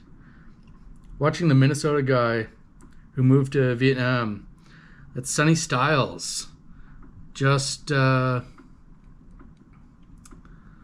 ever food review. Beffers. Can't remember his name. Bandana dude. Hair transplant guy. Maybe. Yes. He did have a hair transplant. Yeah, I watch him all the time. I'm envious of how really good he is. It's kind of funny how many successful YouTubers were radio personalities. Like being like, it's obvious that being able to talk to people openly and willingly is a very very good talent to have, without saying and ah like constantly like I fucking do. But I watch some like news reports, and some of them can't get out of their own way. Spit it out, Junior. Fuck, you're a professional. Very early on, I think within my first couple of months, I went to the local radio station here in Airdrie. I think it's called Airdrie Air. I'm like, yeah, do you guys want to do some food related radio thing? Because yeah, I know my stuff pretty well, and you know, if you want to quiz me on food, or you want to do a talking food segment or a recipe segment, you know, I'm here, I'm available, and come on whenever you like, and we'll put out something people want to listen to, because like they do like high school announcements and shit on this radio station. Like, it is a boring, shitty fucking radio station. He's like, oh yeah, how much are you gonna pay me to come on? And I'm like, pay you? I'm improving your shit. What the fuck you? It's such a bad radio station. They have a part attached to it that runs the local paper. We have a local paper too, and they have a YouTube channel, and I have more subscribers and regular viewers than they do.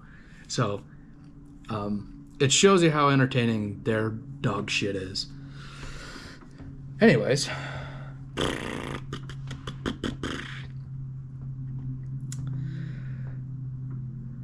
best food review guy, yes.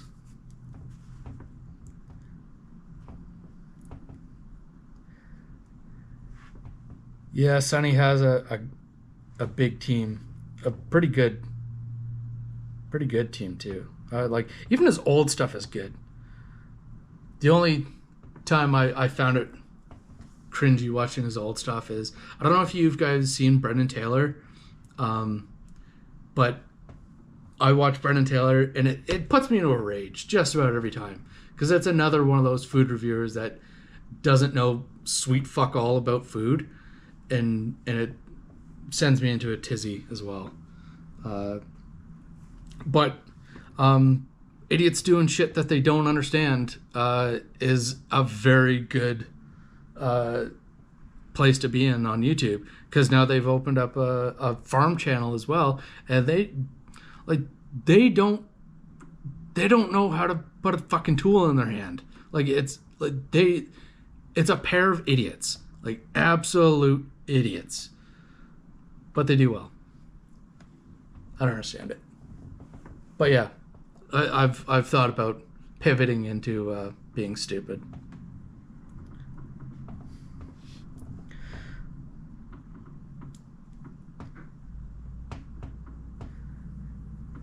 Got a hair transplant and still can land a helicopter on it.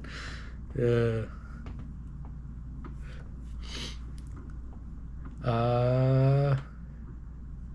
Green Szechuans are wintry, fresh, good. Yin Yang versus the red. Yeah, I don't know. I had, I think it's the red ones that are like have that perfumey flavor that I don't like. I get the Chinese cup noodles. I've done probably like 50 reviews on like ramens and cup noodles and shit like that, and I think I probably only edited maybe one of like 5 or 6 of them. I love doing them, but they're like one of the longest to edit. Today, Junior. There's a university station in Kingston. Great mix of shows. Yeah, this is almost all news and it's all garbage. Like church announcements, junior high announcements, play-by-plays on the elementary school soccer game. Fuck, guys. I was working with somebody out in the country at a AG company, and he put on that for an afternoon, and I'm like, fuck, who listens to this? Who actually has the fucking time for this? Garbage. Like, they don't even do like active traffic. Not that there's much traffic here, but like could be like a quick heads up. Hey, the fucking QE2's fucked. Don't go north or south, or don't go south or north, wherever it may be. But like nothing fucking straight time. Like pre-recorded dog shit. Like, you're the problem.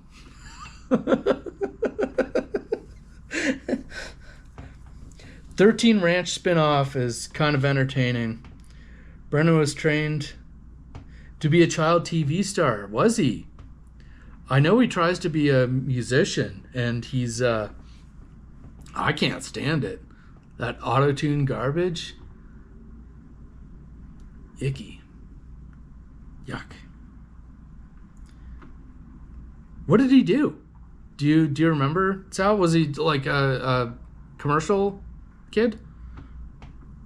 Buying animals for the farm and beginning of the winter like idiots? Yeah. Yeah, they I don't know. Yeah, did just I can't remember what it was. It was like they bought something like that they could have like easily built, and I was like, the fuck's wrong with you? Like, you clearly have too much money.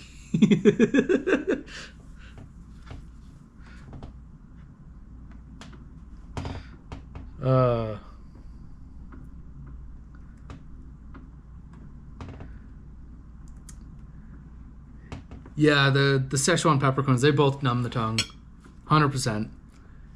I can't remember what the green ones taste like though. I don't recall having them as a reason. Isn't there a white variety too, or is that just a lighter version of the green? But yeah, what was it? I did it a long time ago.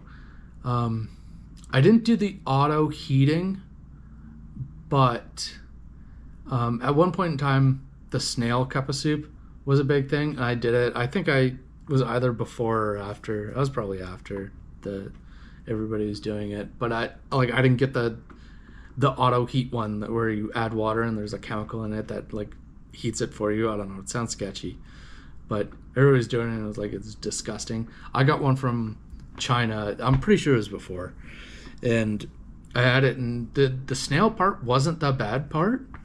The bad part was bamboo.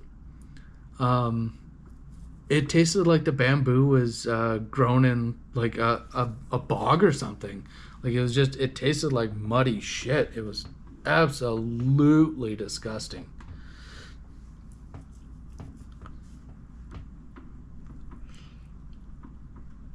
Make money, burn money, come back to Canada to make money. That's me, lol. Taxes and taxes. Yeah, your taxes gotta be crazy. Do you have to pay taxes in the countries that you stayed in for making content in those countries? Like I haven't received a payout, so I don't actually, I haven't looked into it yet. I'm pretty close to a payout though, so I think I'm probably gonna have to next year.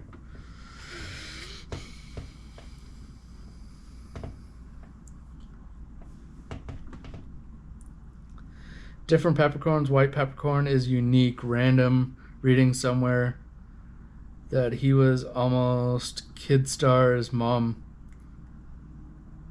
Interactions tell a lot. Oh. Don't know. I don't,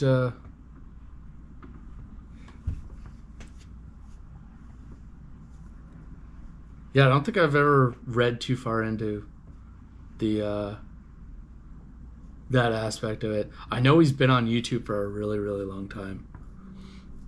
Oh, I remember what I was saying. Yeah, he was on Sonny's show. He went to Vietnam when Sonny was living in Vietnam. Sonny still lives in Vietnam, but he went there, and yeah, I think he was talking shit about Baloo or something like that. Balut, the duck egg.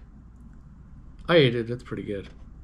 But yeah, I think he was eating stuff there and just kind of being a little disrespectful. And this was when Sonny was a lot smaller of a channel than he was. Like Sonny was around 100,000, and I think Brendan Taylor was probably at like 2 or 3 million. I think he has like 5 or 6 million. Him and his brother.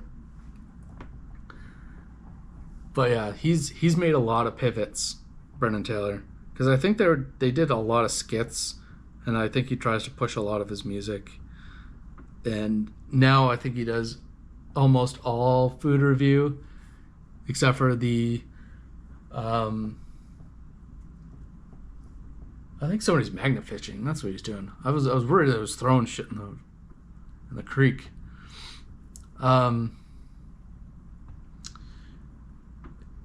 Yeah, he like, I think one of the earliest ones I saw was when people were doing the what the hell is it called? Like the fake clown content, like fake killer clown. It was so corny. It was such shit. Anyways, what was I talking about?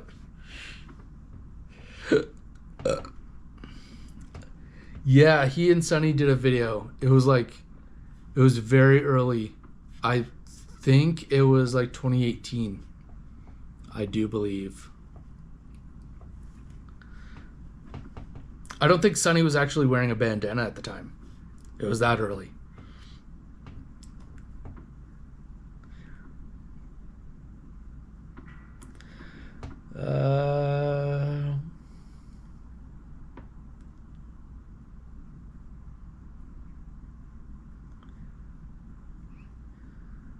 Oh, hey, Triple T. The guy who doesn't rate napkins, because that's just stupid.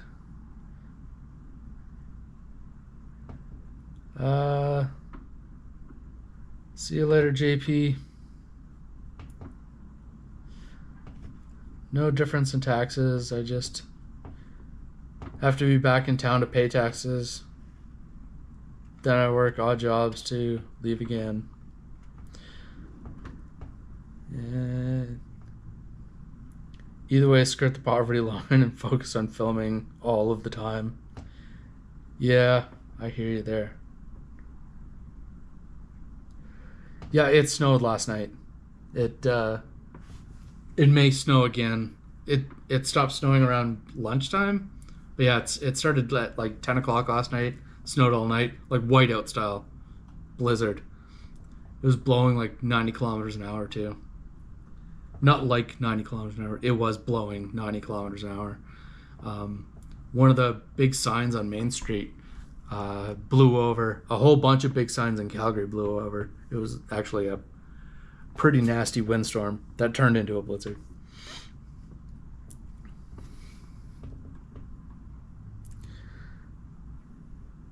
Sonny, Brennan, Taylor are the most dangerous foods in Vietnam. Yeah, I don't think any of them were dangerous though. I think they did 2 or 3 videos. They weren't dangerous. Like they didn't have like the live octopus or anything like that. It was just like kind of like meh food. Like I think it was like awful. Yeah, it was mostly awful, like eating heart or intestines or chicken feet or balut. You know, just like stuff where Brendan would be like, yes, we get it. You're a sissy. We know. Yeah, and Brennan was like just disrespectful most of the time. And Sonny was kind of just like quiet most of the time. He was like, I don't know. What the fuck am I getting myself into? But it's funny that Sonny got big and like he pairs with a lot of like smaller YouTubers like that have like between like 10 and 50,000 subscribers, and like hasn't paired with anyone of his like again. Like I did see that he's done stuff with Mark Wiens, which Mark Wiens is not my favorite. I find like they say that he has the best yummy face on YouTube, but I think it looks like the most fake like reactions in all of YouTube. Like that's not over the top, but it's like fuck you. It bothers me. I can't watch his channel at all. The only time I watch him was when he was with Sonny. Who else is he out on the show? I don't remember. Anyways, yeah. Can't stand Mark Wiens.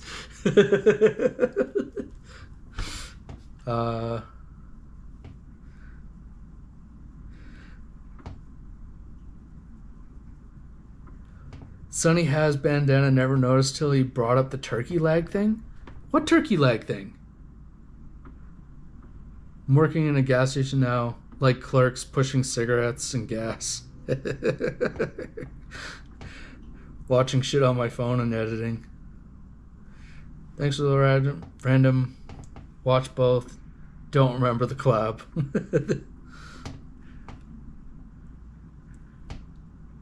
Like Seal on tour, he eats stuff. Has a golden stomach. Seal?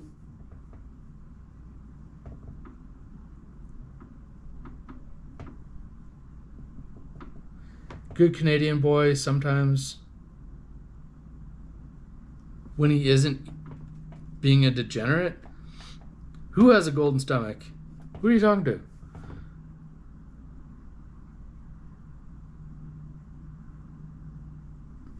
Yeah, that's why I did the chocolate video.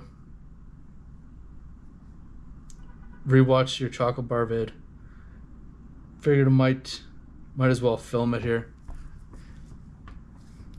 Are you in charge of facing? Because I saw those chocolate bars. When I saw that, I'm like, he's on his phone. He's not facing at all.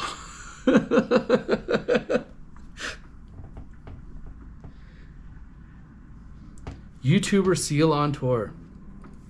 I, for the past couple of months, I've been trying to get Nerdy Newfie to... he's been going to St. John, and that's the only place that I know of. My throat's getting so hoarse. Going to St. John, and that's the only place I know where you can get seal meat. Because for as long as I can remember, I've been wanting to try seal. And you can get it canned seal there, like in jars. Like they do it low production. And they get seal pie and moose pie there. I've not had moose yet either. But seal is one of the big ones that I want to try. I know a lot of people aren't big on that idea. They're not big on horse either, but I had horse here on the channel very early on. Nobody's seen that either.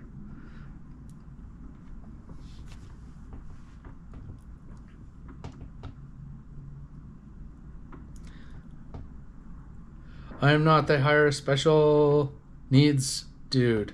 Oh, that's nice. I push gas and sell cigarettes. That's it.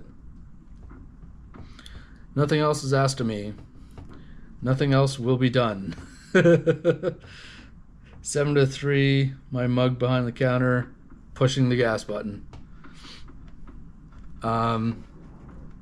Yeah.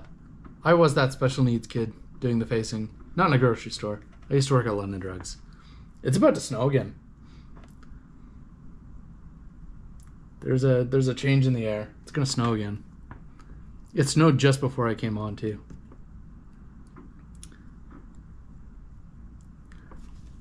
Yeah, facing in London Drugs. They give you a stick and you gotta pull things to the forward.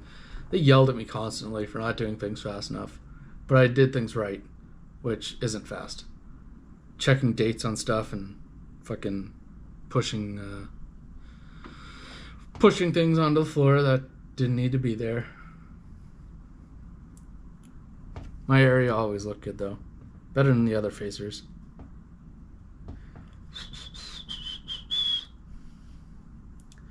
Yes, Kevin is out of Montreal. Or somewhere in Quebec. Been a long winter in Ontario this year. Longest in a long... Yeah, here too. Usually it's like intermittent snow, where it's like maybe once a month, but here it's like we get enough snow to stay on the ground, and then it melts and then it comes right back, where like that's not completely normal for here.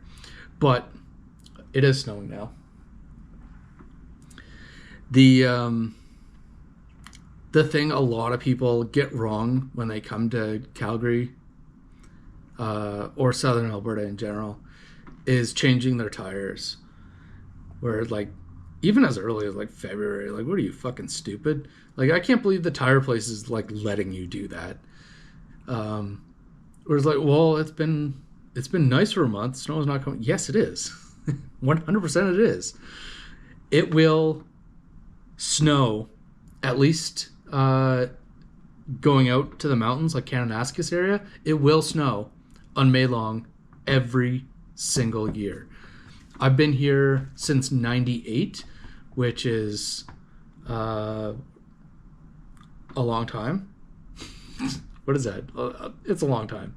Anyways, and there's only been 2 years where it has not snowed on May Long weekend.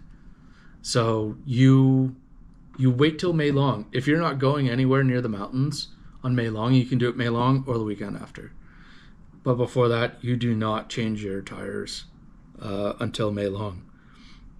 And like so many new people, they'll be like, "No, I'm doing it, pulling the trigger," and then it snows and they crash the car. I hear it all the time, all the fucking time.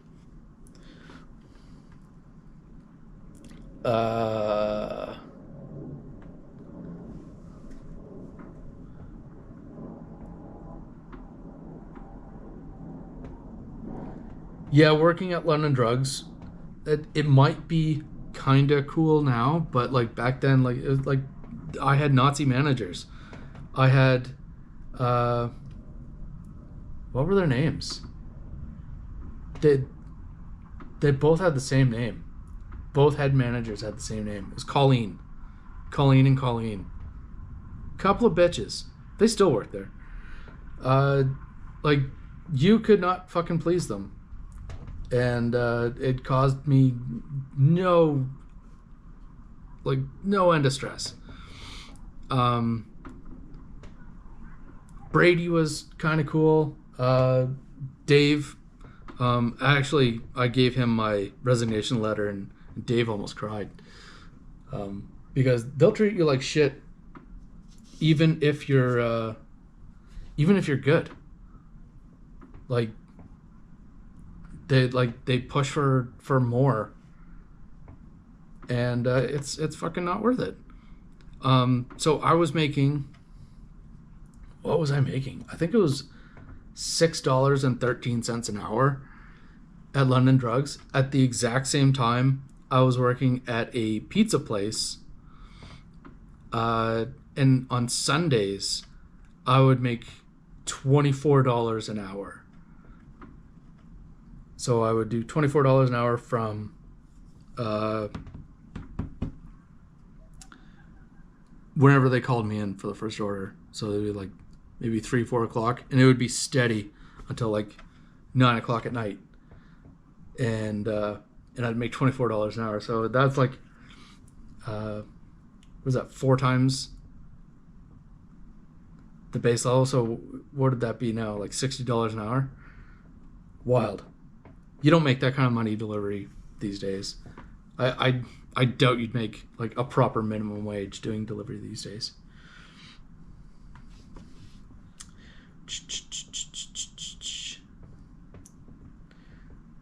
My micro influence hands are too small to move items or take shit. Nice. I lived above Sherbrooke Metro. Don't know where that is. Montreal is beautiful but expensive. Terrified of living anywhere else in Canada. Really? Just don't live in Strathmore. Have I ever thought of moving around Canada? Yes and no. I'm not a very smart person, and good paying jobs are easy to get in Alberta. That's the best way I can put it. That and the cost of living is quite a bit lower, but it not my first place to live if I have any say in it. Other than there are places I wouldn't live, like Ontario. I'm sorry if any of you live in Ontario, but like it. I like to drive old cars. I like to modify my car. Yes, they might not be as fuel efficient or as smog efficient, but like I'm not like burning oil and being like a huge douchebag, but like they take those things entirely too seriously for how old my car is. Like the bulk of your the pollution a car creates is when it's first built.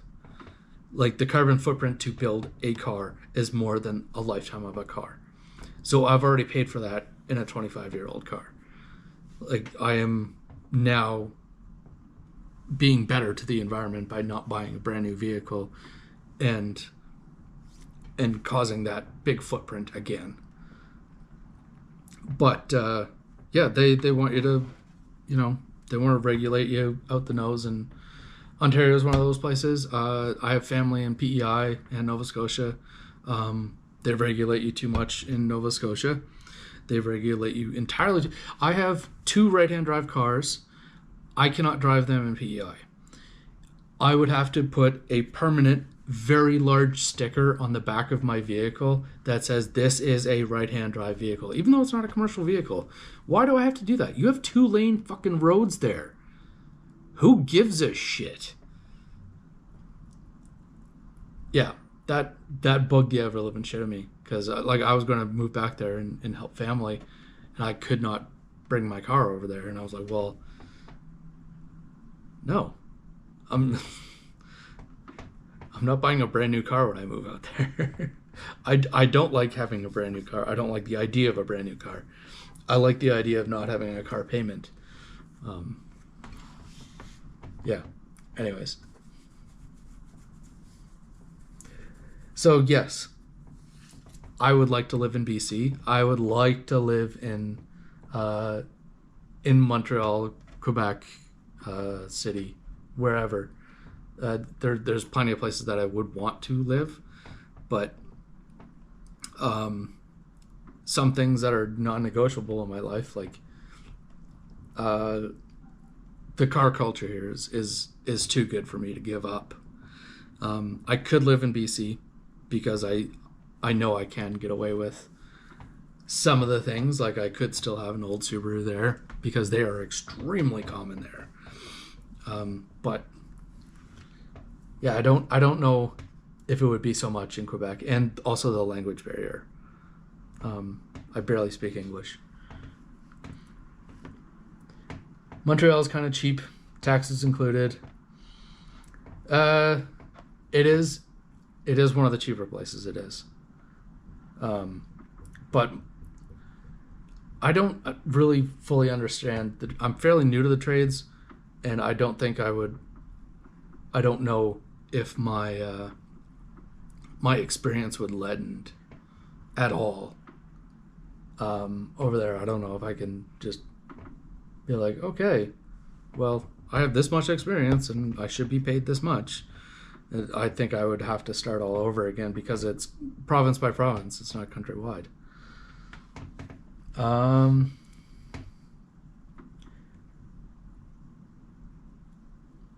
Am I tied? Tied to Alberta? Not really. I literally don't have any family here anymore. Everybody's moved away. Concrete work? No. I used to be a corer. And now with any company I move to, I put that on the table right away. I love coring. I'm not currently working. I did an interview this week, and they're like, oh, you haven't worked between this and this? And I'm like, no. I just put that on there so you know that I have experience in that field, and if you guys do any coring, I can show your guys how to do it better. And if you're doing dry coring, I can actually show you how to do real coring, which a lot of businesses are really scared to get into. But once you understand how it's done, you save thousands and thousands of dollars a year by getting your guys trained in how to actually do it properly. But there's a lot of fear because they don't understand it. Montreal is more valuable than Toronto, but doable without a car. Yeah, the problem is I like cars too much.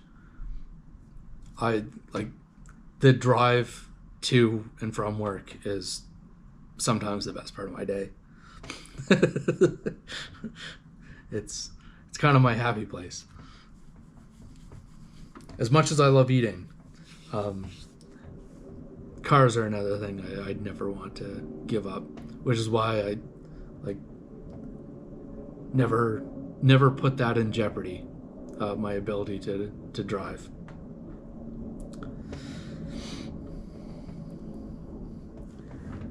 They built the monorail like The Simpsons so I can get around more. Yeah, I saw you did a video on it. I didn't watch it. I'm sorry. The infrastructure of Montreal doesn't interest me as much as the 50th time doing poutine in Montreal.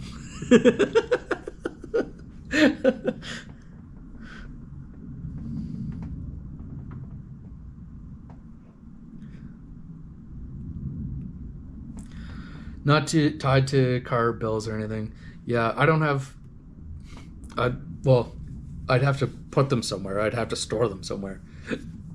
But I am very much emotionally attached to two of them. One I'm supposed to sell, but it's very, very hard. I've owned the car for 20 years and it's worth a small fortune, and I really should sell it so I can more easily do things, because I don't drive it anymore, because it every time I take it out it's another $1,000 in bills, because it's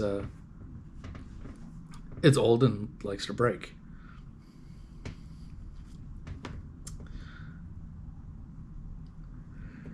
Yeah, moving sucks. Talk about moving province once a year, coast to coast, interesting retirement plan. I hate moving so much. I don't particularly like this building, but I hate moving more than I hate my neighbors.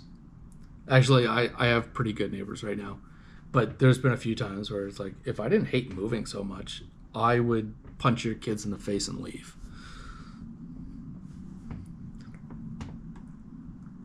But also, I can't punch kids in the face.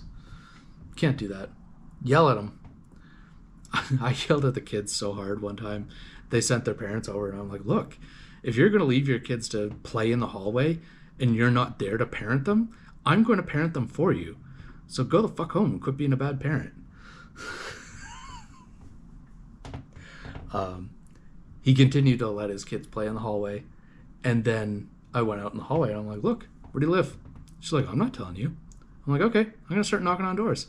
Started knocking on doors, found the parents, told the landlord. They moved. They're gone. You don't fuck around in the hallways. That is so fucking ignorant. Have you never lived in an apartment building in your life? You're going to run and scream in the hallway? You're going to let your kids play in the hallway? Fuck you. That's not only annoying to the people on this floor, but it's annoying to the people underneath. Like, fuck you. Anyways.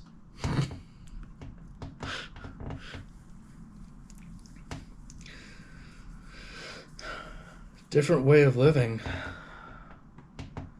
I missed something. Canada's weird for that. Province.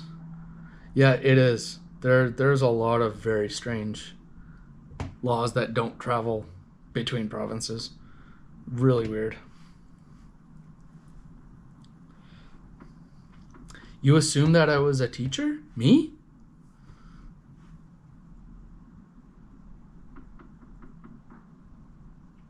Really? I did work in a school, or several schools, but no. Construction.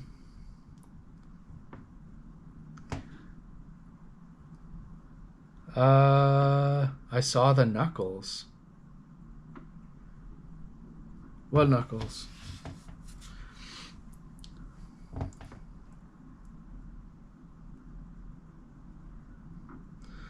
You don't expect anyone to watch anything I ever do. Starting to really snow now. Yeah, yeah. Since you do a variety of things, it's kind of not like it unless everybody, like, somebody is like very, pardon the phrase, infatuated with what you do. It'd be hard to see somebody like I have to do fast food stuff as much as, like, sometimes I don't want to do it. It's because everybody kind of gets it. It's the brand recognition of fast food. Like, I would much prefer to be able to just do local restaurants or nice restaurants or, that sort of thing. But, like, it's the brand recognition that gets people, gets eyes on it. Like that, like, everybody across this country and sometimes other countries will be interested in, what's going on at Burger King right now? What's going on at McDonald's right now? And I completely get it. Some of the things do genuinely excite me, and other things I feel is like a fucking slog. Like, what did I just do that I didn't want to do? Subway. The new subs at Subway. Like, I like spicy stuff, but I fucking hate Subway. Absolutely hate it. I don't think I've told the Subway story in quite some time, and you guys probably weren't around for the original Subway video where I ate fried chicken and said why I hate Subway so fucking much. But so I had a Subway fairly close to my house. I had a Little Caesars and a Subway, and I went to them all the time. When I was going home to just play video games for the night, I'd get Little Caesars $5 pizza, go home, play Grand Theft Auto.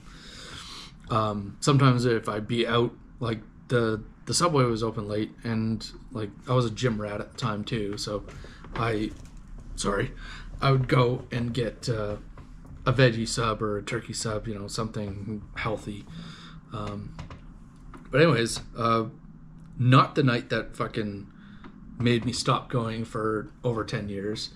But one night I went in there at 25 minutes before closing, maybe a half an hour. It was a good long time. There was 2 people in front of me ordering 2, 3, 4 subs. I don't know what it was. So I patiently waited. The lady was there, took her sweet ass time. She was the owner's wife, so the co-owner. And she does the thing. She sees me there. She doesn't say hello or fucking acknowledge my presence, but I'm right there within view, like standing there waiting my turn patiently. And it gets down to about 1:45 or 10:02, and she's like, "Yeah, we're closed, get out." I'm like, "Excuse me? There's 15 minutes on the clock.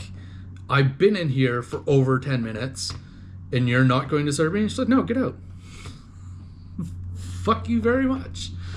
Like, I get it if that was Kevin there doing his job, and like he probably would have said something. It was like, "No, man, I'm closing early. My friends are here. We're going out drinking." Her friends were there. She's like 80 years old. Her friends were there waiting for her to get off work to fucking, I don't know, go out and party. What the fuck are you doing at 11 o'clock at night with a bunch of seniors? Like, I don't want to know. I really don't. But anyways, that was the first straw. The second straw, her husband, the owner, was working the cash, finishes up with somebody, takes cash, because, you know, cash was prevalent at the time. This was 25 years ago. Goes, takes cash, does not change his gloves, makes my sandwich, and then takes my money. And I'm like, "You realize that you just interacted with cash twice and handled my sandwich at the same time?" It's like, "Yeah, so you caught me." That was it. I was done. Fuck you. Anyways.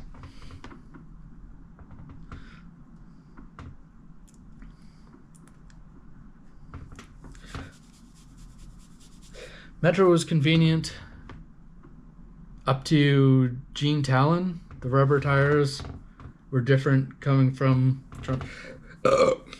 That would be a lot more comfortable for sure. Moved to the woods from the city. Will always miss the city.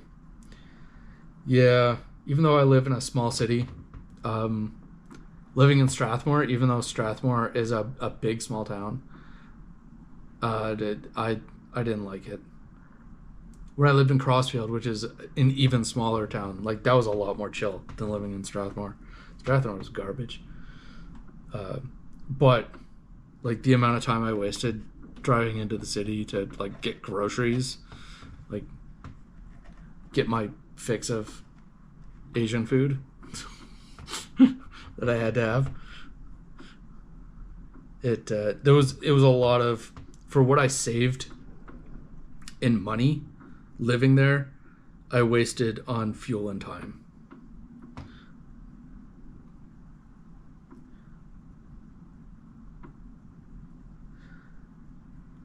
Yay! Kevin's got a new subscriber.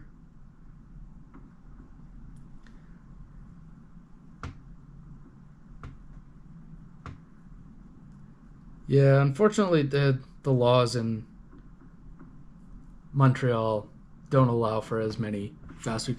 It's also the same in places like BC. But also, I think Banff or Kananaskis, they have similar laws where like you can't obstruct the town with like new fast food development or like new restaurant development, shit like that. Like so out there, like they they can only have legacy restaurants and or restaurants that have integrated into the style of the town. Strange rules, but I get it. Like you want a McDonald's smack dab in the middle of like your idyllic mountain town? No, no.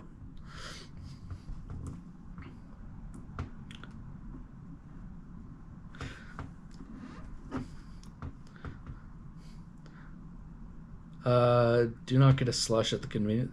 Do not get a slush at the convenience store. Why?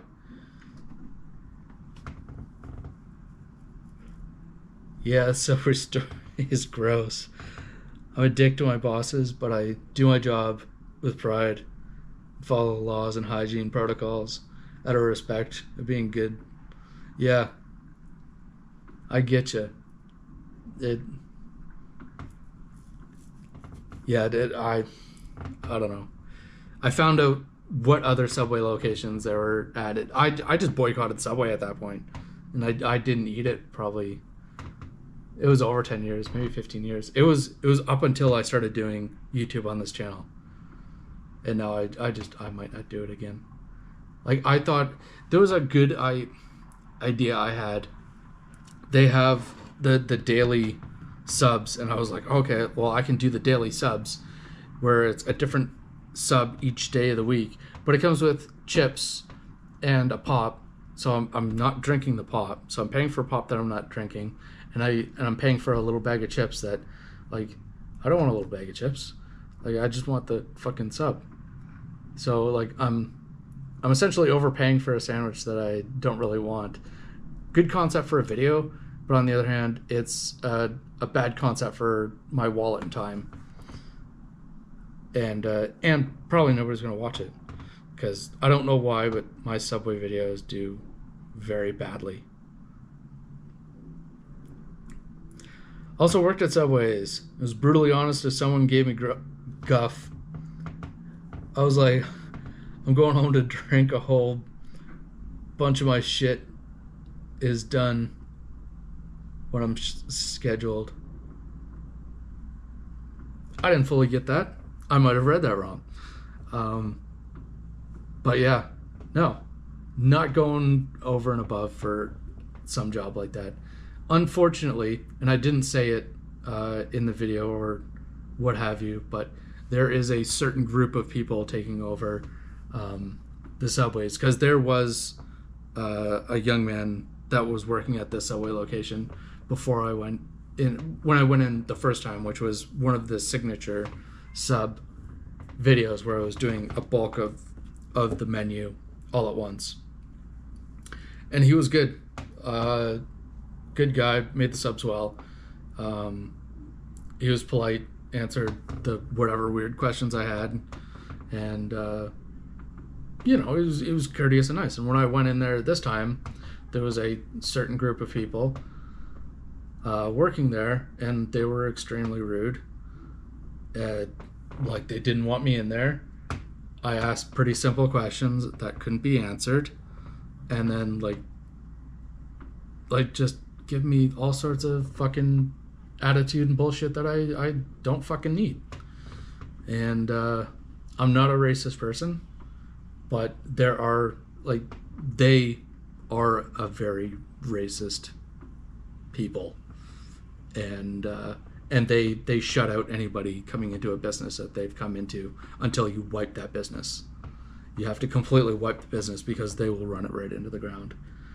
So you'd have to fire absolutely everybody in there, clean out the business, and then start from scratch with people that actually want to be there and will work for your company, because they will run it right into the ground. And that's not me being racist. I'm just being completely honest.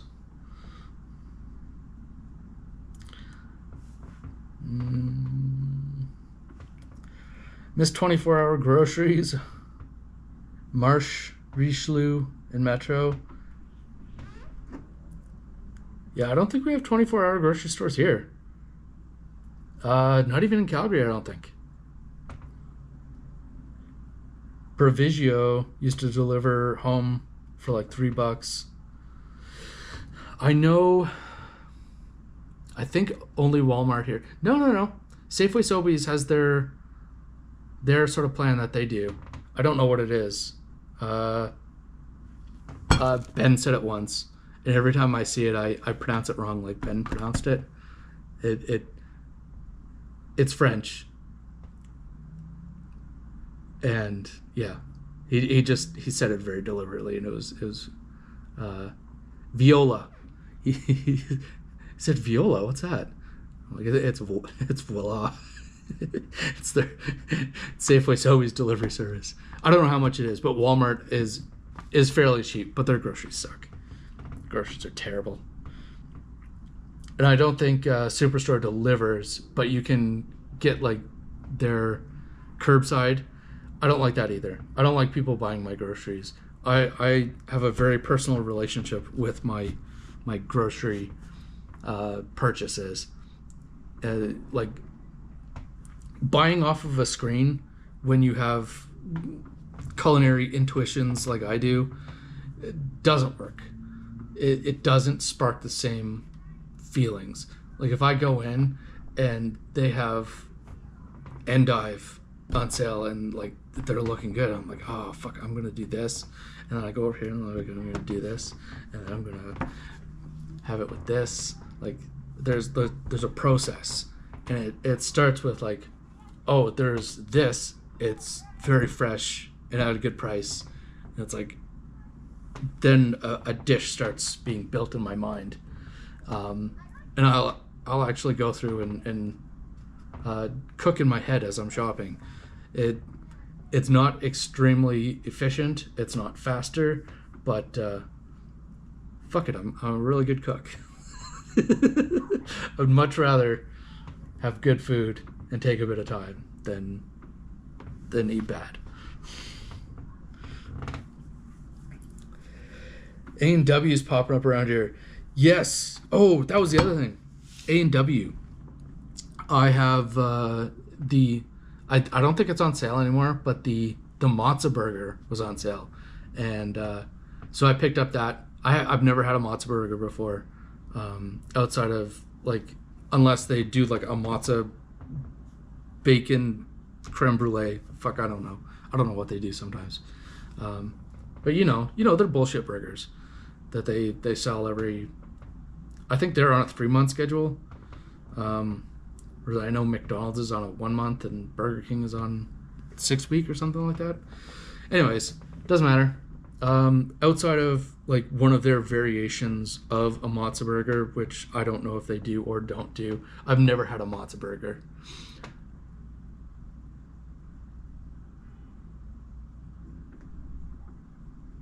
I think I just saw an R34 GTR. Anyways, it might be an R33, which I'm sorry to interrupt for an R33. They're the ugliest of the three. What was I saying? Matzo burger. Oh, yeah.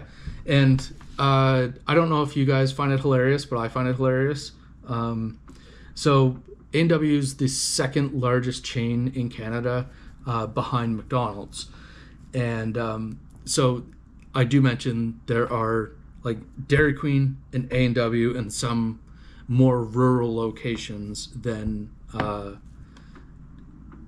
McDonald's. Like there'll be an A&W where there isn't a McDonald's.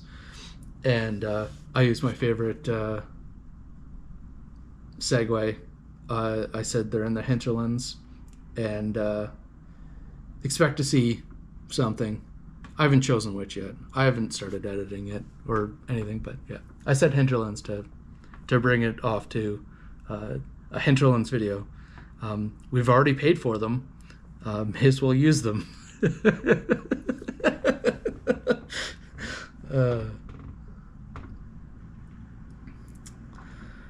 Uh, Convenience stores don't have dishwashing stations, and they have sinks, which means sinks and hot water are the sanitizer, and that means, and that, and that is so bacteria and mold are prominent.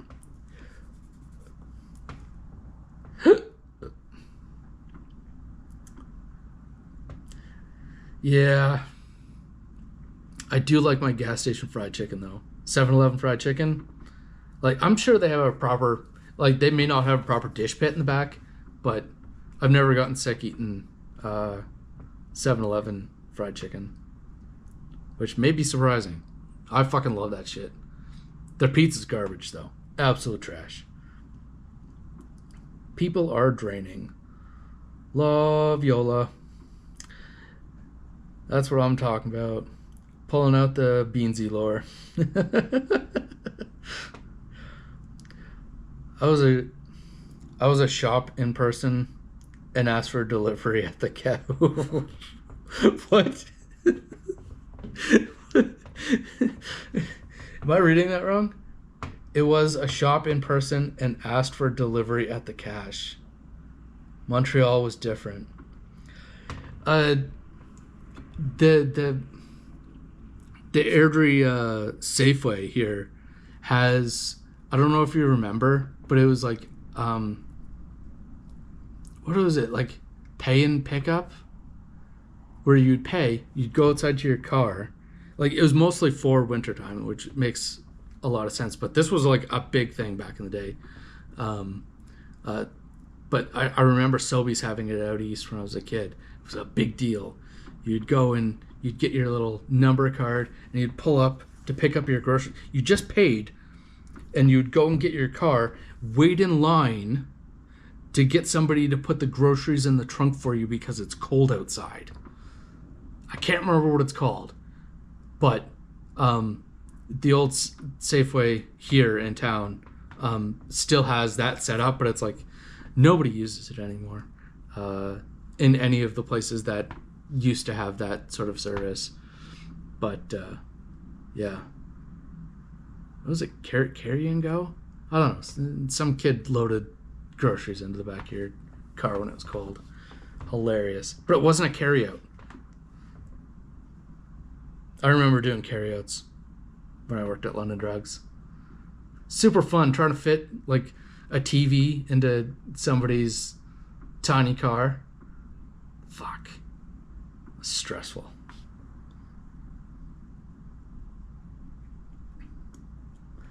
Tried a double team burger while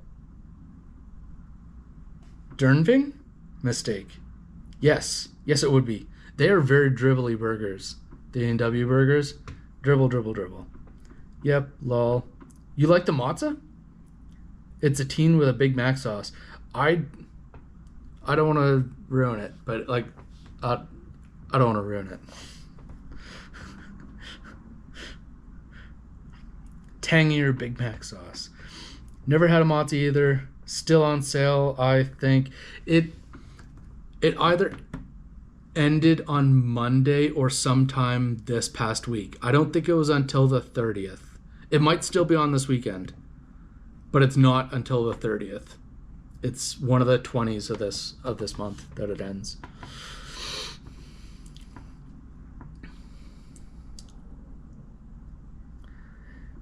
The dirty dish sponges. Circle K doesn't have sponges. Oh, is it Circle K that you work at? I was thinking about doing another round of hot dogs, but it would be such a pain to do because there's so few places. I'd have to go to the DQ in the mall. I'd have to go to the New York Fries in the mall. And I think Circle K is the only other place in town that does dogs that I haven't tried dogs from. And yeah, I don't mind going to a gas station to get hot dogs, but yeah, I really like most things at 7-Eleven. I like their coffee. I really don't like it.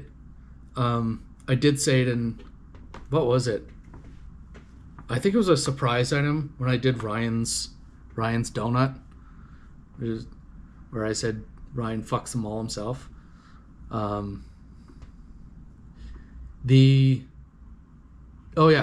Because that was at a gas station Tim Hortons. And I hate gas station Tim Hortons because it's the worst of both worlds. It's a really bad Tim Hortons because I don't have the entire menu. Not that Tim Hortons is great. And the other half of that scenario is it's a really bad 7-Eleven because they don't have any of the food or the coffee. And I much prefer to go in to a 7-Eleven and get a 7-Eleven coffee versus go into a 7-Eleven and get a Tim Hortons coffee. Like, there's one out on the highway. It's actually the worst 7-Eleven in like southern Alberta. I think it has like a 1.5 rating, which I've been wanting to do a video on it, but I think the guy is so surly that like he would like murder me if he actually saw me trying to film there. But yeah, it's a 7-Eleven out there. I think there's a Tim Hortons, but there might also be coffee in there, but there's no food. There is a shitty bathroom. Anyways, yeah, so like I would much prefer having 7-Eleven donuts, 7-Eleven whatever pastry I want to in there. They're usually pretty good, around the same price, and somebody hasn't smashed it with a hammer or shoved it in a bag and stepped on it and kicked it out the door.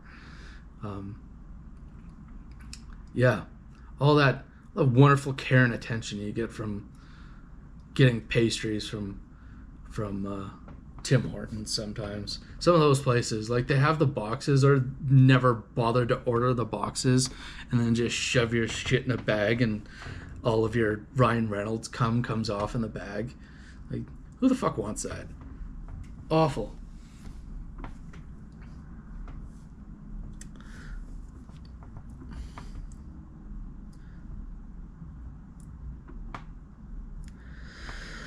Sugar is mixed in a plastic... What?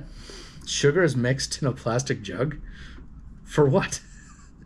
The only Circle K around here, Max and Becker's. Is Max Circle K? Because I kind of noticed we don't have Max anymore and we only have Circle K. I think the last one I remember was over by the dinner theater place in the industrial park off of Dartmouth Road. I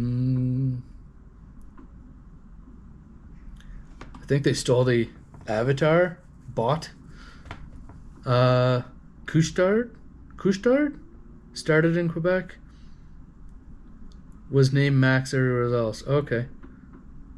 Is Couche-Tard the name of the owl? They were trying to buy someone else's also. Saturday Cheers? Swiss Chalet Hubert, I know. Used to buy the Jays and Argos tickets at Becker's Corner Store. Kind of like their Farmer's Wrap. Yeah, the Farmer's Wrap is, like, I think their only acceptable breakfast sandwich because it's not part of their bread. It's a wrap.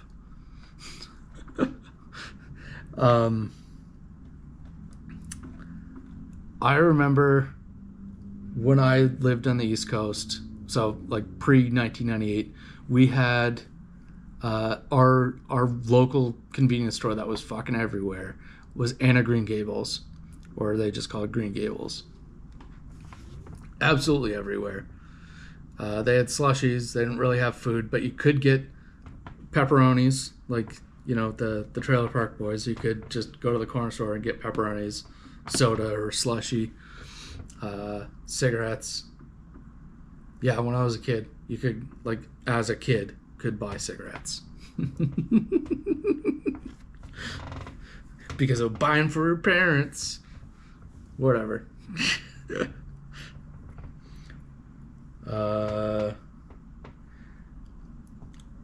My Timmy's shits in a bag and throws 2 sugar packets in there and says, "Enjoy your donut." Wow. Dark roast is a secret code word. I haven't had their dark roast since it came out, and I didn't like it when it came out. Somebody said I need to try it again. because it got better. But I don't know. I don't know.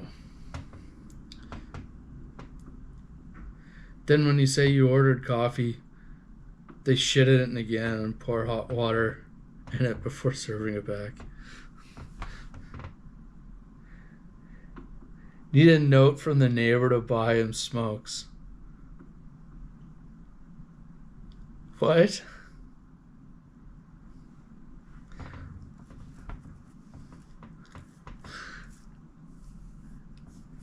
Yeah, there was a lot of... they're going by the wayside. There's still a couple of them here.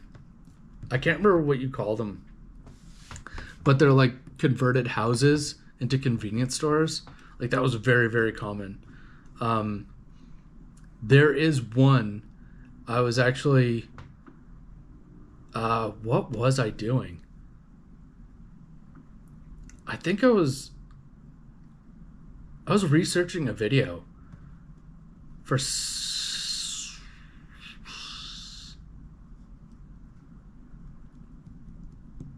what was I doing? Anyways, I went out to Innisfail, which is a very, very, very small town, about 30 minutes east of here, and they have a converted convenience store in a house that is now converting the house convenience store into a house convenience store restaurant. I know that is a lot of words, but when it's nicer outside, I'm actually going to go out there for an actual video.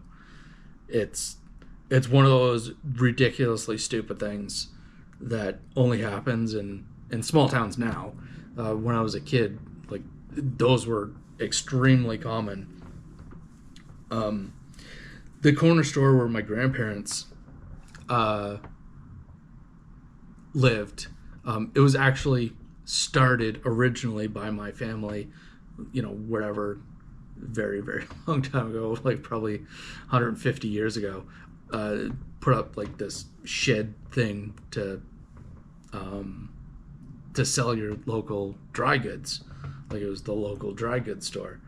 But then it was converted into a convenience store, then a gas station with convenience store, and then added a restaurant, and then back into a convenience store without the gas station, and then a gas station with a convenience store.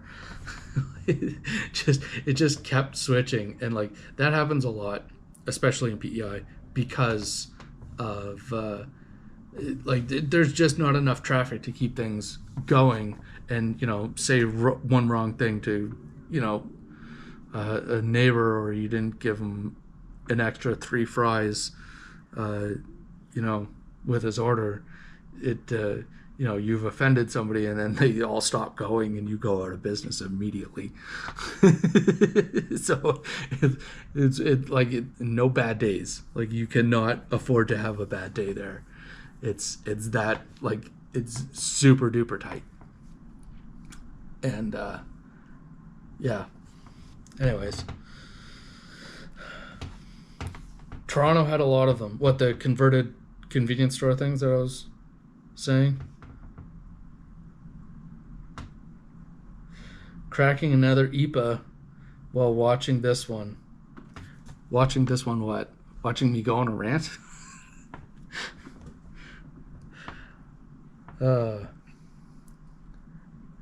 My throat is so very tired.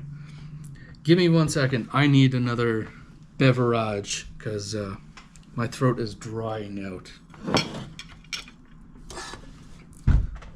My pants are stuck to the wood.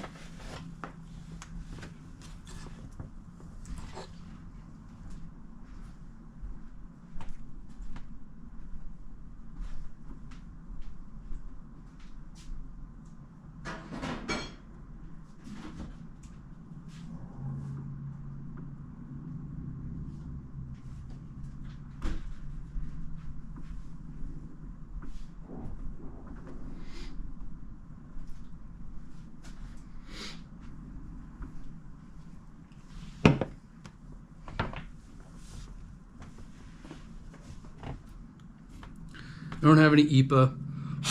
I have cold ones. Piss, smoke break.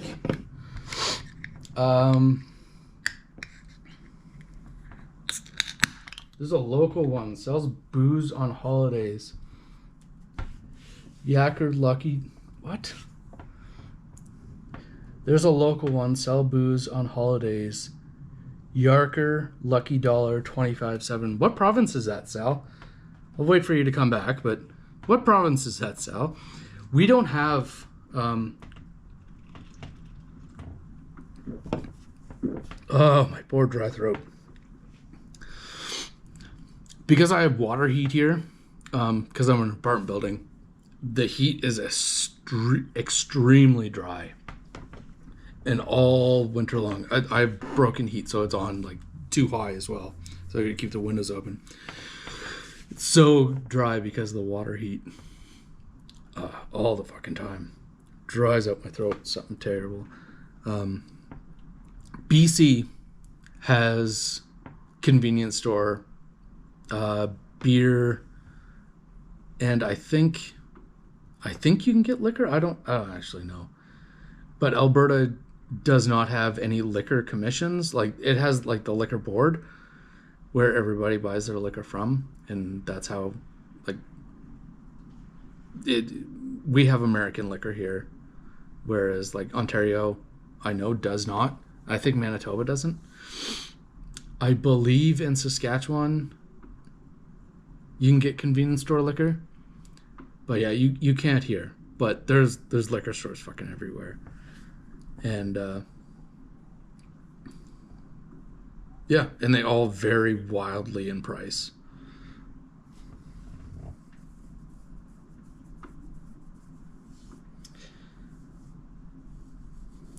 Crack another one before bedtime. It's almost 9 here.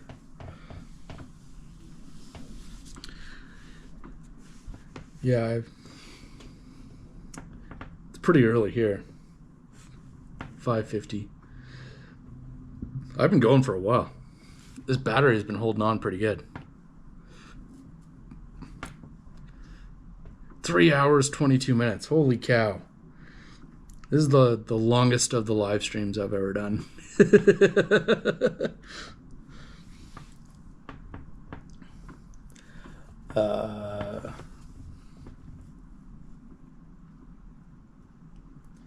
Your wife streams till 2 a.m.?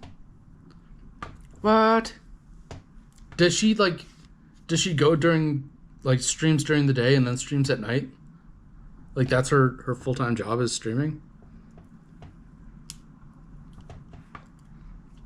I tune in every once in a while. Not horribly entertaining for me. I don't play Fortnite, so I kind of don't get it. But also I kind of get it because I have played co-op first-person shooters before. So when she's actually playing, which quite often isn't the case when I tune in, she's not... like she's in a lobby or trying to get a lobby together, which I guess is a lot of the stream. But yeah, I don't know. If I knew how to set it up, I probably would. I would probably do something like that.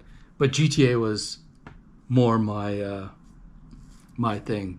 As much as I like flashy colors, I like the more realistic base that GTA provides. But where, like, especially when it first came out, like GTA 5, I would have more like everybody would have like suit and tie and slick back hair, and my guy would be in like the shortest of shorts, like where you're concerned if I crouched down my balls would fall out, and like the most flamboyant of strange characters. And some people are, like, absolutely hate that, but like if everybody has like the same car all in black with black windows and everybody has black suits and black shades, like they're all trying to be like Mr. Pink, where I was actually Mr. Pink, where I actually have pink hair and a beard. Like I would actually make the character out to be more like I am a naturally more flamboyant person. I would like to project more color and vibrancy into the world I live in. I am not my black car. So anyways, so for GTA, everyone would have a black car, and I was like, oh, well, they all have the same car. I'd have the same car, but it would be pink with carbon fiber and chrome. So it would be like, here I am.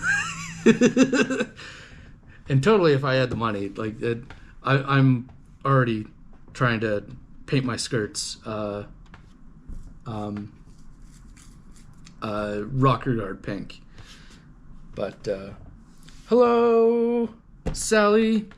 How are you? But yeah, it bothered some people. But then like I found like my favorite person to play with. He was like a very, very no nonsense, like very straightforward, very good player. But he had the same sort of like fabulous outlook on things. But he was also like on my level, sort of like a good player. But anyways, Puerto Rican from New York, and he like had almost the exact same style. Short shorts, pink cars. Just ridiculous. And like when we're waiting to get things started or waiting for another teammate, like just sit there and chain smoke and drink beer in character, you know, in game. Anyways, ramblings.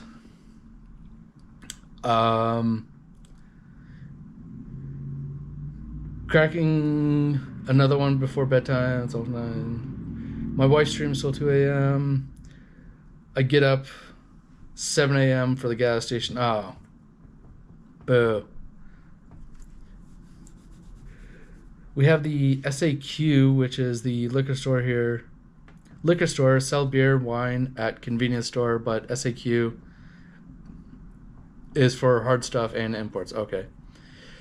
Kat's job is streaming. Her shift is weekend nights, weekday mornings. Where are people coming in from weekday mornings for streams? Because I imagine it's somewhere else in the world.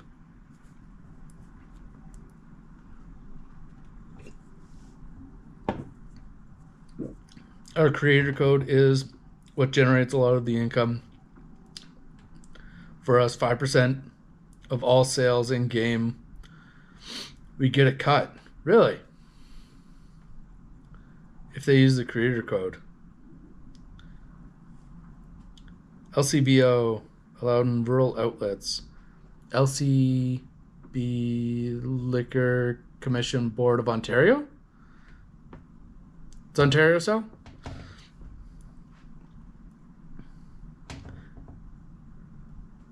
GTA 5 was okay. Online, like you really need people to play with, like because if you're going on there just to be a griefer, which is like person that like is like there to just fuck with other people, that part of GTA fucking sucks. Though, like that is like, I never ever liked that side of GTA Online. Because there are people that are there just for that. But it's like getting in, showing up, doing missions, making money so you can go and buy all the cool shit in the game.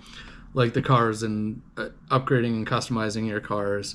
Getting the customized weapons, the clothes, the garages and the houses, you know. You're grinding for the cool shit. Mostly the cars. The cars are expensive, and they got more progressively expensive, but then you made more and more money on each of the different ends of the game. Yeah,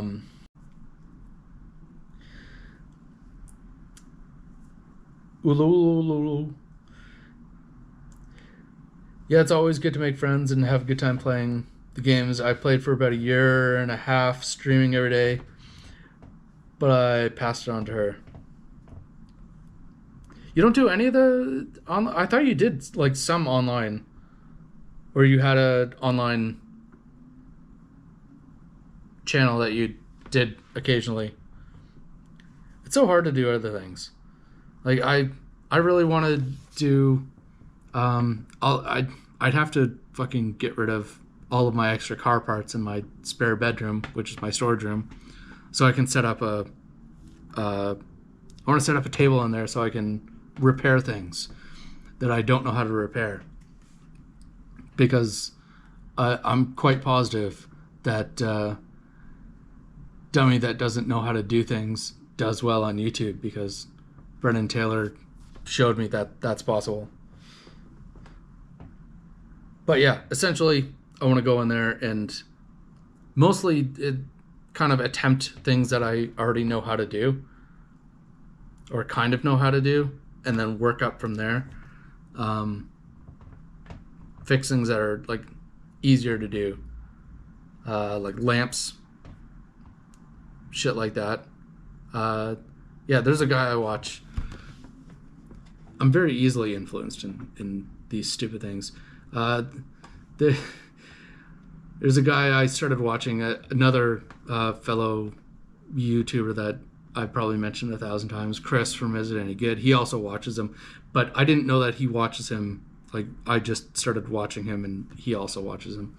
But anyways, it's called Space-Time Junction, and essentially he takes old arcade cabinets, pulls them apart, and refurbishes them. And he's not the greatest at soldering, and I don't think he actually, like, I think he does it as a hobby, and he's not actually like a professional. Like, who would do that as a profession? Like, there aren't enough places that have arcade cabinets that this would be a thing.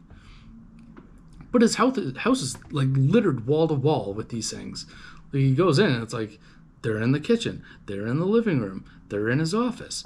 They're absolutely fucking everywhere. Also, he has a DeLorean that he's turned into a time machine.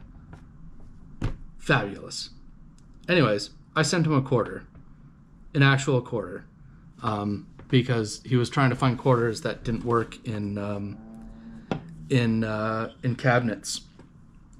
And I'm like, well, I specifically started collecting these quarters. I call it the Mountie quarter because there's a Mountie on it, and I think it's from the 70s. But they're not weighted correctly, so they don't trigger the mechanism. And so yeah, I sent him a quarter, and I'm like, hey, this quarter doesn't work.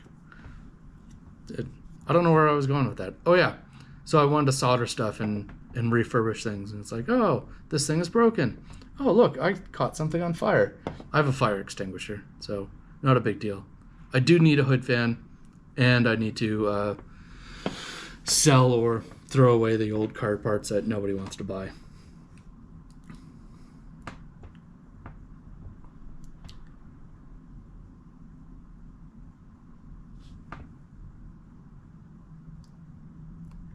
Yeah, shift work sucks doggy balls. The couple of places that I have applied to are like, oh yeah, you might be working nights, you might be working mornings, you might be... Fuck, I hate that. There's a lot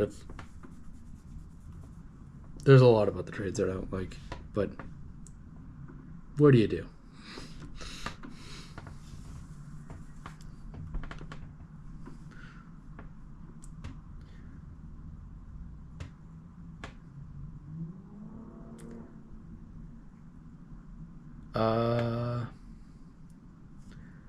Just moved on from Fortnite, playing games. Unfortunately, that doesn't draw a crowd anymore. Fortnite doesn't? Oh, fighting games don't anymore. I'm not particularly good at them. Better than some, but surprisingly a lot of homeschool kids.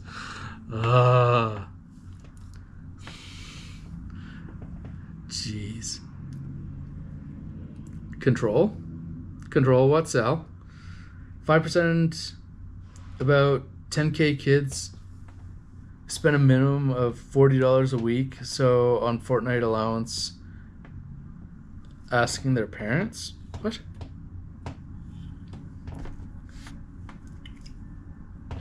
$5% of $10,000?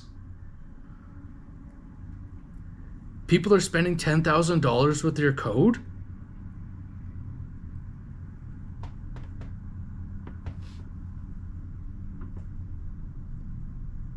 That's fucking bonkers, man. I... Ugh. GTA 5 server people make more. They make more than that?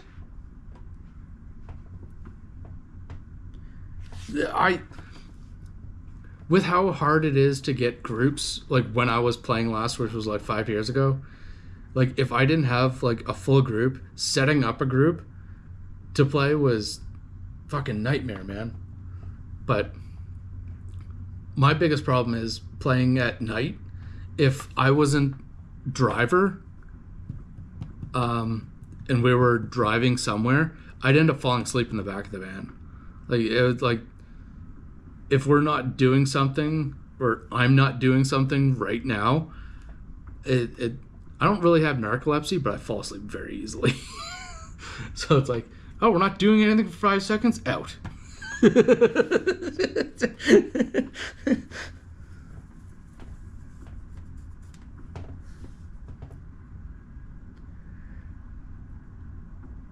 It's on like playtime and game cosmetics, which is crazy.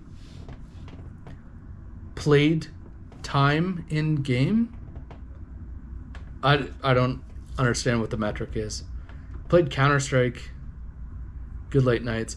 I played Counter-Strike in the late 90s, not the CSGO Counter-Strike. So I might be on the same page as Sal, if I'm guessing he's around the same age.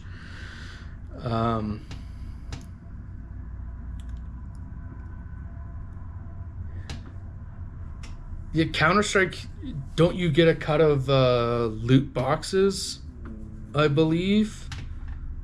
Team Fortress 2 was fun. Random drops. I don't think I ever played Team Fortress. I may have played it for, like, just to try it, and I don't think I liked it.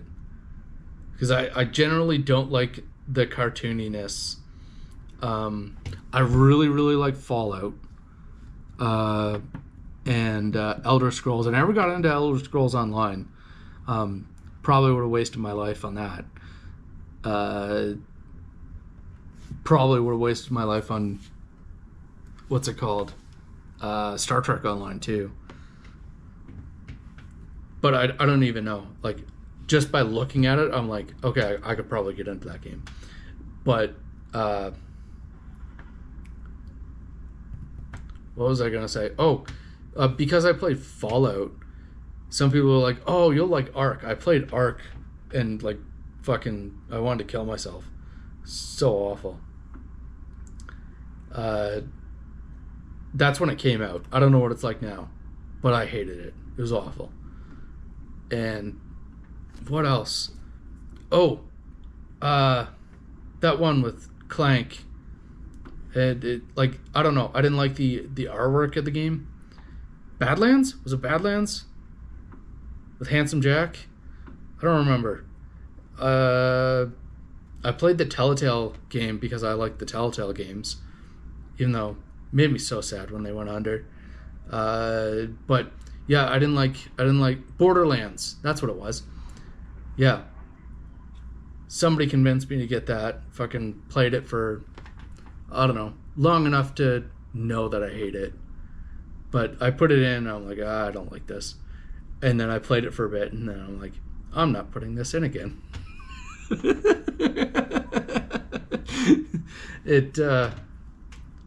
I didn't like the weapon system. I didn't like the way it played. I didn't like the way it looked. I didn't like it.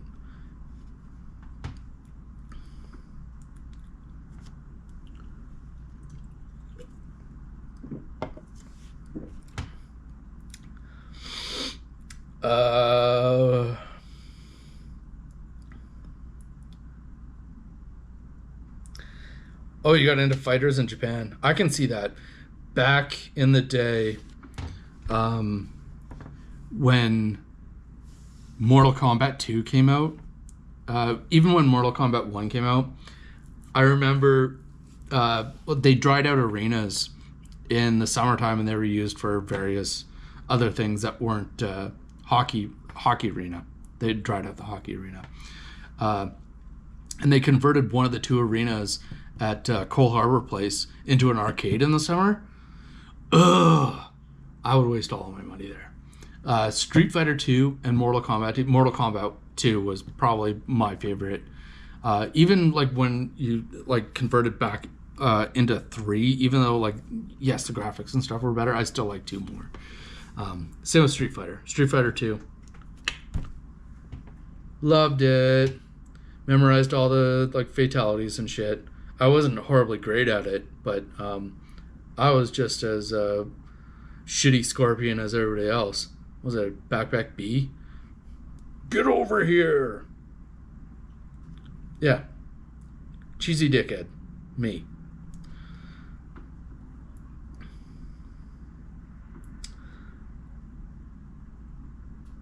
I used to own arcade cabinets, Mortal Kombat 2, Marvel vs. Capcom. I have played that.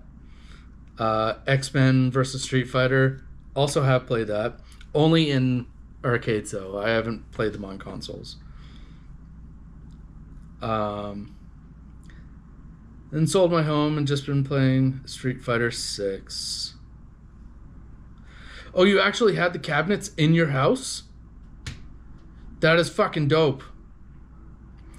The cabinets that I would rather enjoy having if I had the space, I really like pinball. Pinball is because I'm a sadist and I want to constantly work on my gaming platform. Is Terminator 2 with the rumble guns and the missile launcher. Terminator 2. Fucking love that game. That was probably my favorite cabinet game of all time. And Ninja Turtles, where it was 4-player. I think it was just called Ninja Turtles the arcade game. That was like it possibly the greatest of all time. And like it, that was.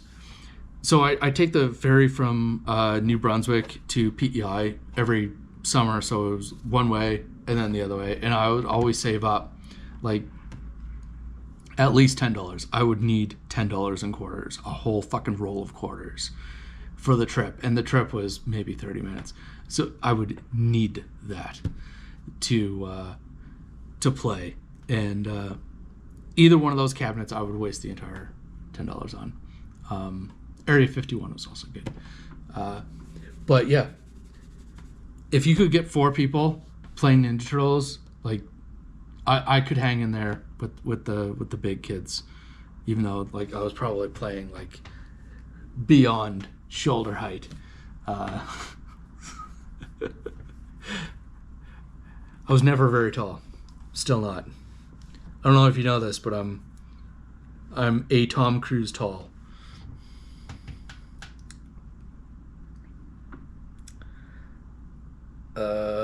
Oh.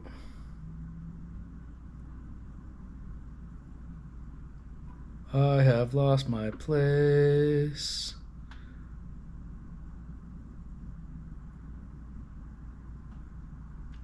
PS5 doesn't have the same soul. Liquor Control Board of Ontario. Okay. I think they call it the Liquor Commission in Nova Scotia, New Brunswick, possibly PEI. Or I'm dumb. I might be remembering things wrong. Yeah, that's why we travel so much. Even though a small amount of kids is passive income. That's wild. So like imagine if people were watching your channel for hours and hours a day, by multiplying that by a ton of kids playing the same game and ad revenue. Revenue just goes to their favorite streamer. Yeah, I get it. Do you see how much fucking snow? It's snowing again. It's spring. Wild.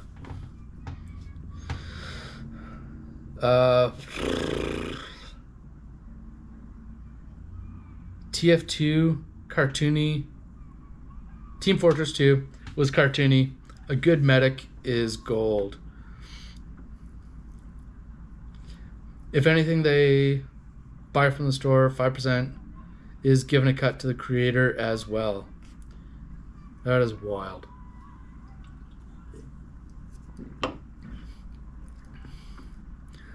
So like, even if they aren't watching your stream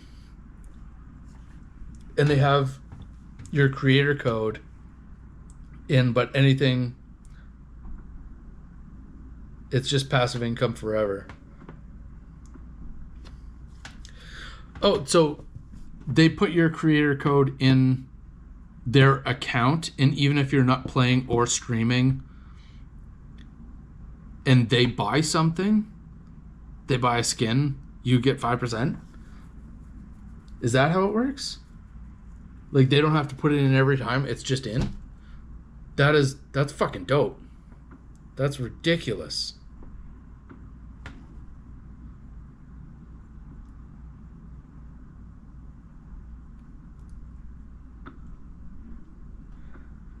No CSGO new button mass.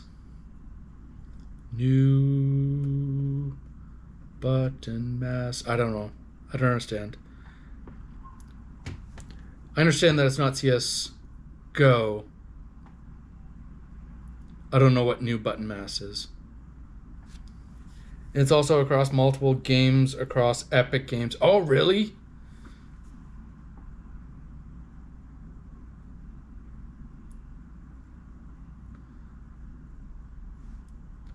Takes a small army of children.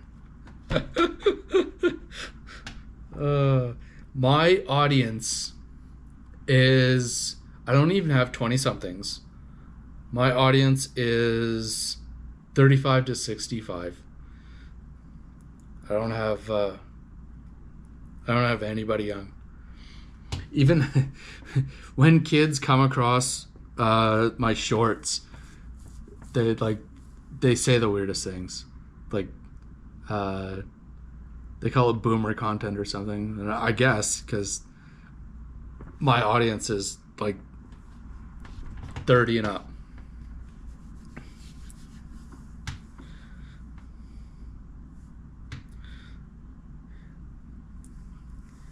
GLTA, good luck to all. Quake was smooth on PC. I never got into Quake either. I played it on Xbox 360, I believe. Quake, was it 4? And that was it. I was not excited about that. Turtles in Time arcade game, I did play that as well. There was the first one where you started out with the apartment fire. Turtles in Time, there was even like in the arcade, or that was a much easier game. In the arcade or home console. Home console, I could solo that. I was quite good at Turtles in Time.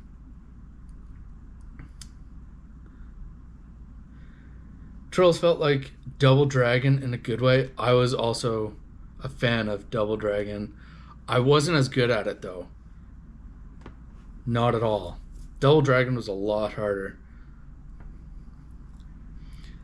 Yeah, when I had the dog in the house in my basement, had my stream room and arcade, Fortnite money was coming in good back then. Lol.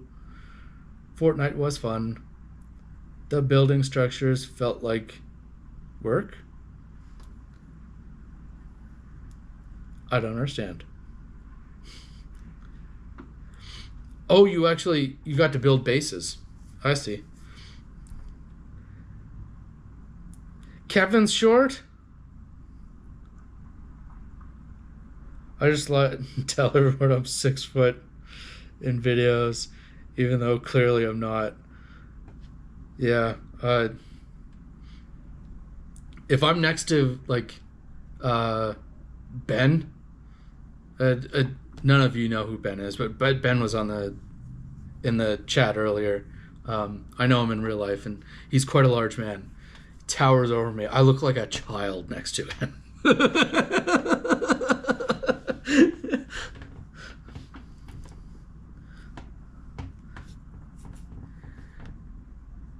Chat is in the future. Yes, I'm way far behind because I keep rattling on like a ridiculous old man.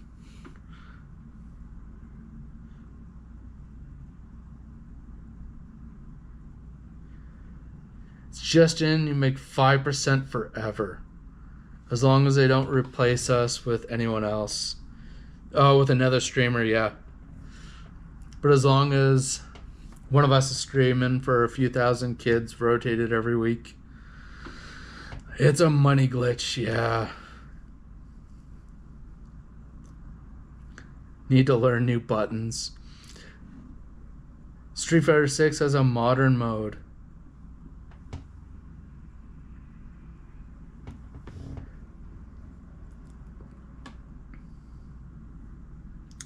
I was born January 1st, 1901, according to YouTube. What? Are you younger and you lied to get on the YouTube? Is that what you did? Wifey kicks my ass at button mashers. I have seen Kevin go up against Kat a couple of times on his channel, and I think I'm right in saying that Kat is a bit better than Kevin at video games.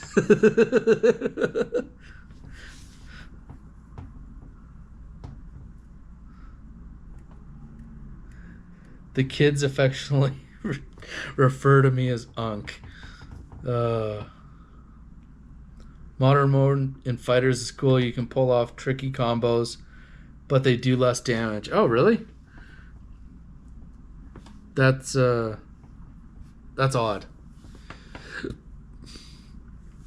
Yeah, I haven't played any fighters in a very, very, very long time.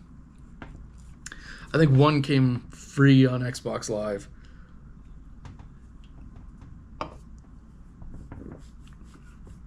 And I played a little bit of it, but not much.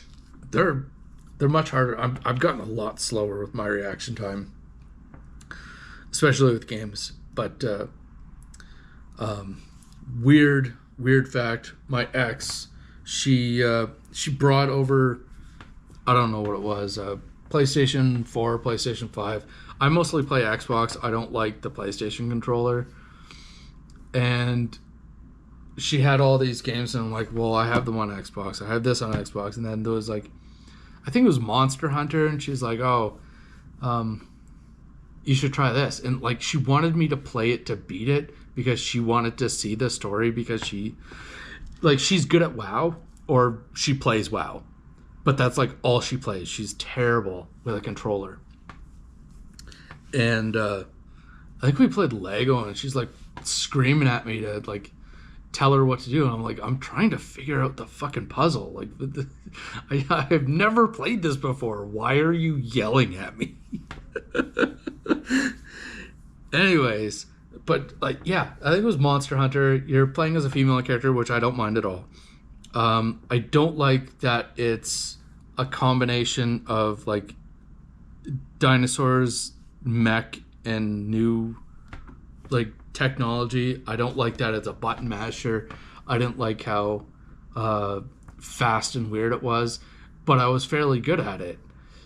And so like, I think I played it once for like 3-4 hours, and I'm like, nah, it's not for me. And then she kept bugging me to play it because she wanted me to like play it through and finish it so she could see the end of it, because she paid for the console and the fucking game but couldn't play it because she's terrible. But I played other games for her that she wanted to see, but that I actually enjoyed.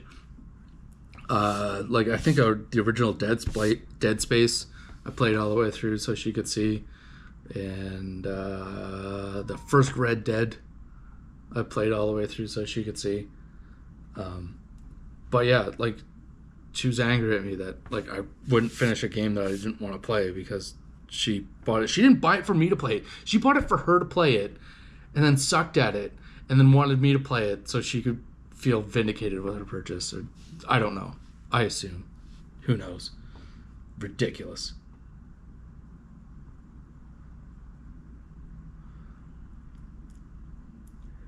I'm just a good actor, and I'm actually terrific at gaming. Okay, I need to give off the vibe that I can be fixed or carried. It was all an act. Hot Shots Golf on PS3 50-50 win ratio. I don't know, is that good? I only played one. What was it? There was one that I was really, really fucking good at. It was for N64. Is it called Huawei? Winaway? It was a Hawaiian golf course tournament game. I was actually quite good at it. Fuck, I can't remember the name of it. I was pretty good at it, though.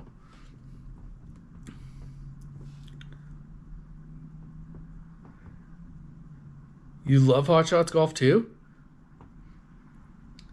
Yeah, I think I played another newer golf game.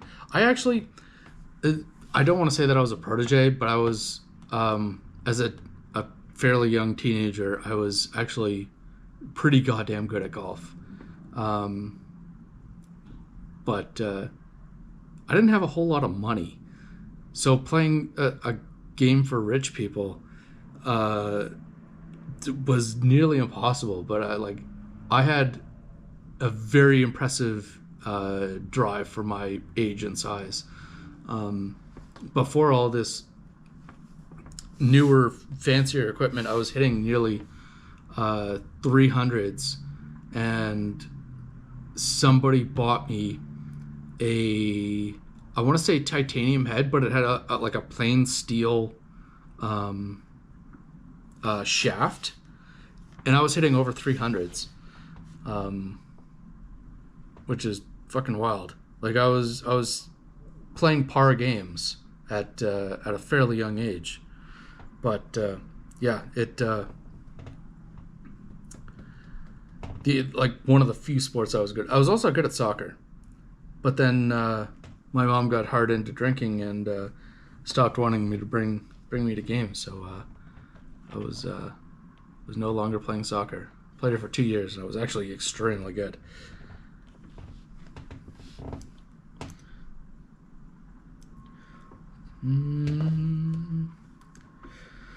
Hot Shots Golf, so fun. Xbox controller is so damn good, it's near perfect. Yeah, some people say it's too big, but I have small fucking hands. Like, look at how big my hands are. Tiny little girly Trumpian hands. But the way it sits, it's very ergonomic the way it sits. The very first ones, yes, were a little bit bigger, but even I have enough dexterity to get around that controller, whereas I find the PlayStation controller is too small a grip and too long a reach, which with my tiny little fingers, it's too hard. But yeah, also the feel, because of it being small and less ergonomic, the feel of it is very much off, and it not having triggers and having dual paddle buttons isn't as satisfying. The triggers on the Xbox button are also squeeze sensitive, so it's there's more variation in the trigger, I find, than there is in PlayStation.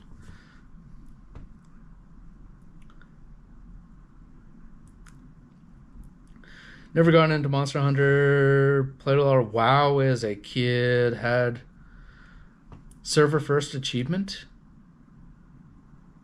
I lost my job at Dollarama at the time because I would no show and play WoW. Yeah, she had people that she was playing with for years and years and years and years.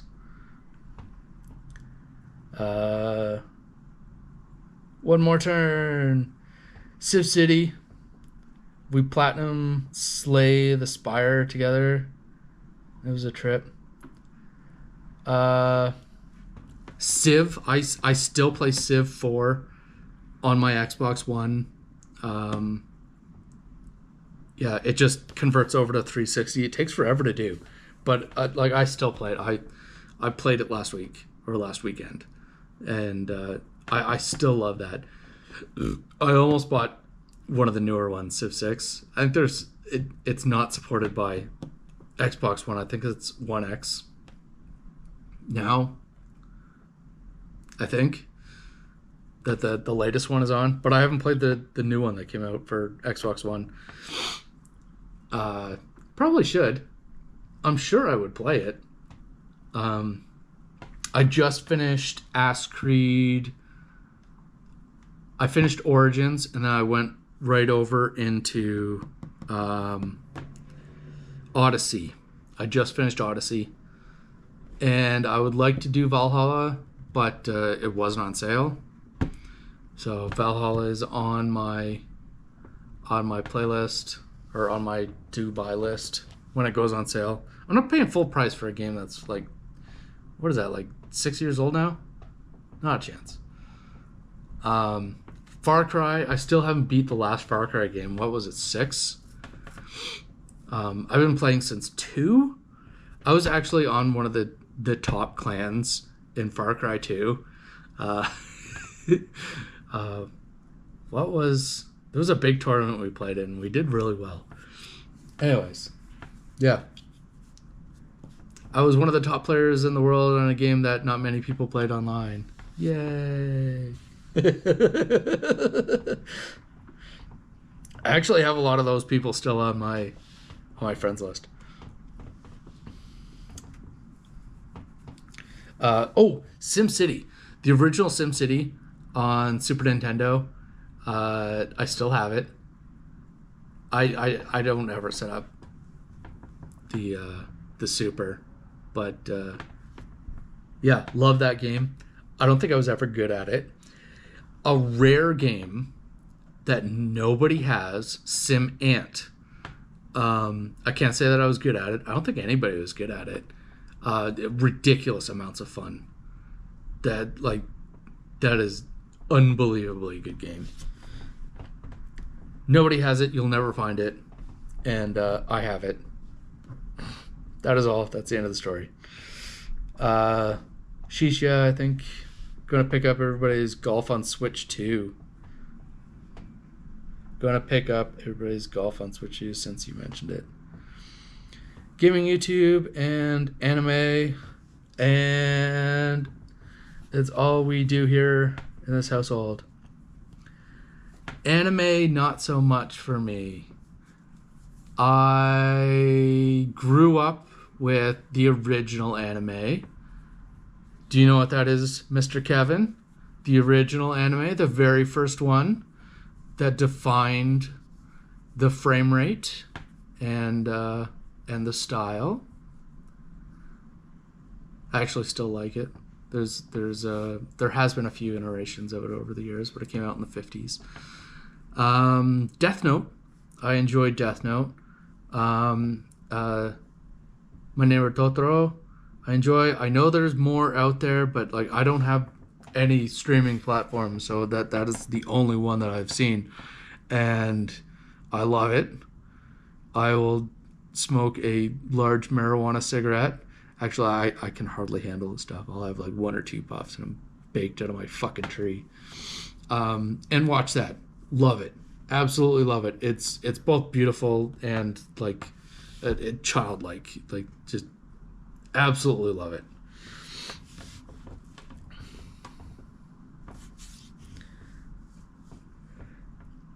Keeps us busy, keeps us young. You're pushing 40. Oh no. I'm 44 this year. And I still kind of get angry and annoyed when people are bothered that like I color my hair and paint my nails. Like, why do you do that? Well, because I fucking look old, for one. 2, the nail painting, it's because I'm punk rock, dude. You know? Also, it really strengthens your nails, and it hides, like, especially when you're, like, you break your nail. Like it's really good for fixing that. You hit it with a hammer or whatever, and it splits, or it just splits because you're working in an awful environment. Painting it actually like helps it heal better.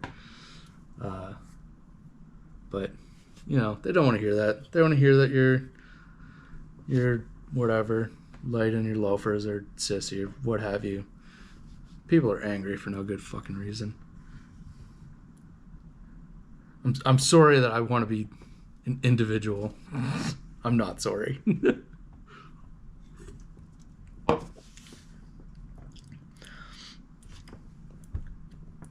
Trumpian hands is crazy for fighters.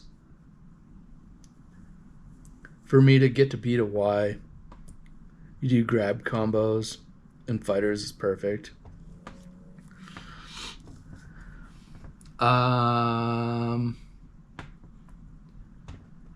Yeah, I don't know. It doesn't really work for fighters, but there was, I can't remember the games, but there's like, to do like turbo moves. I used to have a controller right here, and I just fucking moved it. To go over them, you use the back of your nail to like hyper go through the two buttons, where you can do it faster than like switching between them. You go to the back of your nail and kind of like strum over them. You get like hyper button pushing because you can go from one to the other and you're like just rolling off your nail. Anyways, trying to learn arcade sticks again. Arcade sticks are rough. I was actually just thinking today, might have been yesterday. There's a place in Calgary. They have great burgers. They have great shakes. They have great fries. It gets overshadowed by the place that's right next door. I've possibly brought it up before. I'm going to go on another tangent. It's called Boogie's Burgers. It's been there since, I think, the 50s. But then, like, 2 blocks away, Peter's Drive-In, which you may or may not have heard of. It's, like, the big juggernaut. They just, I don't know, 5-6 years ago, they branched out to put them in Red Deer in Edmonton, and I think a second location in Calgary. But they used to back up the Trans-Canada Highway because people were going in there, and they had drive-through windows on each side. And somebody that has a right-hand drive car, this is one of the only drive-thrus you can go through and actually be served on the correct side of the car. Anyways, it was a drive-through only restaurant, not an eat-in restaurant. You could walk up like a dairy bar and order your food. The place was unbelievably busy. Shit burgers, garbage fries, garbage milkshakes. Just like run-of-the-bill fast food fucking garbage shit. 2 blocks away was Boogie's Burgers, and it's been there just as long. Amazing burgers, great big fucking smash burgers, arcade cabinets, pinball machines. It would only hold like maybe 20, 30 people. They serve alcohol. Beer. They have real fucking milkshakes. Only a handful. There's not like 70 milkshakes. Who gives a shit? But they only had a few different things. You could get a bacon shake with peanut butter that has real fucking bacon in it. You need a boba straw to drink it. And it's amazing. It's really fucking good. Hand-cut fries. Actually had a girlfriend back in the day. I found out about the place because the girlfriend, who was working at a bakery and deli, she was making the buns for the place. And she's like, yeah, this place is ordering a lot of buns. Like, we should go and check that out. And we went and checked it out. And amazing. Fucking amazing. Anyways, they had cabinets there. They just did a Mrs. Pac-Man tournament recently. But the one that they almost always have there is a seated table. So it's a table game. And you put your hands underneath the table for the buttons. And that is a burger time machine, which is kind of sort of pretty rare. Not super rare, but it is fairly rare. Anyways, I enjoy it. It's difficult. but I'd go in there and I'd get a burger and I'd fucking play for an hour or so. And yeah, anyways, they have 2 locations now. But I want to go in there, and they have a burger that's called Jeb's Don't Fear the Reaper burger. Massive burger. It's probably more now, but it was like a $25 burger pre-COVID, and it had I think 3 patties, bacon, maybe bologna,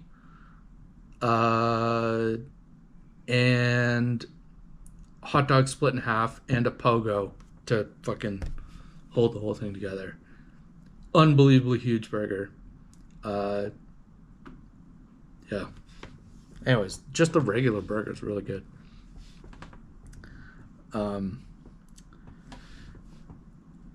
I don't know if I went in a straight line of thought there, but yeah, I want to go to that place. They invited me down a little while ago, and another one of those places where you go in and I would have to do like the video and then do voiceover for it afterwards because it's too loud.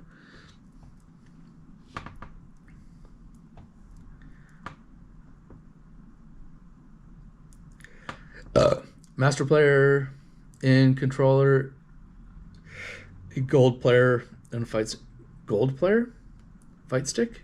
I don't know what it is. You might need a lefty control stick setup. Ended at Civ 5, tried Civ 6. Yeah, I've only played Civ 4. I've only played Civ 4 on console, so it's not even the full game. I haven't played it on PC. Yeah, don't buy games in Canada, rip off at 94 before taxes. Yeah, I saw it when you were in Japan. They're cheap. When I go to Japan, stock up. It's $60 before tax, $45 for getting out for the week. Used section. That's pretty nice. Sid Railroads was good. As in Sid Meier? Sid Meier, like the Civilization Railroads? Can't run without crashing on modern stuff. Oh, really? That sucks. I am talking about Astro Boy. Yeah, loved Astro Boy. I still get giddy watching it. Lately, and this morning, I think once a month they're coming out. This is only lately, like within like this year. There's the Ninja Turtles YouTube. They've been putting out 1 hour of episodes, one Saturday a month, and I love it. Absolutely love it. I watch like old Ninja Turtles and Transformers, and sometimes G.I. Joe, He-Man.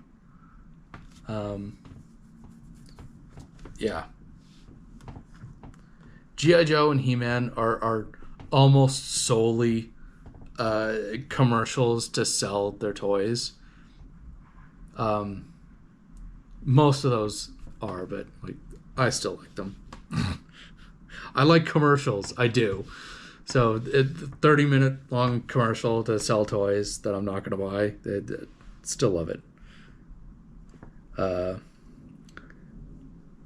notches in old Nintendo cartridges.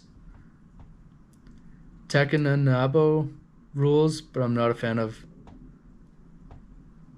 You're not a fan of Astro Boy. Is that the artist behind the original Astro Boy? They've done a few different iterations of it.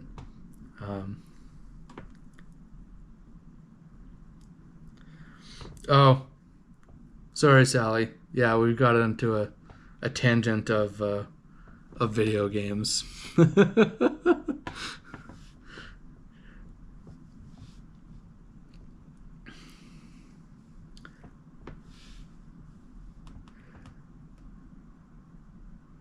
Left, right, up, down, up, down. Konami code, I believe. I remember it from me and my stepbrother played Contra quite a bit. The 99 Uh, 99 Life thing. That was a hard game. Contra was freaking hard without the code. I don't think I could get through the first section without all three lives gone. I needed 99 to get, I think, to the first boss. I don't even think I could kill the first boss. It was such a hard game. Arcade Paradise is a fun podcast game. Podcast game? Podcast game. Good story. Sounds like a heck of a good time. I haven't seen a Burger Time cab in ages. See a lot of cabs every year. I don't think I run into a Burger Time in ages. Yeah, it...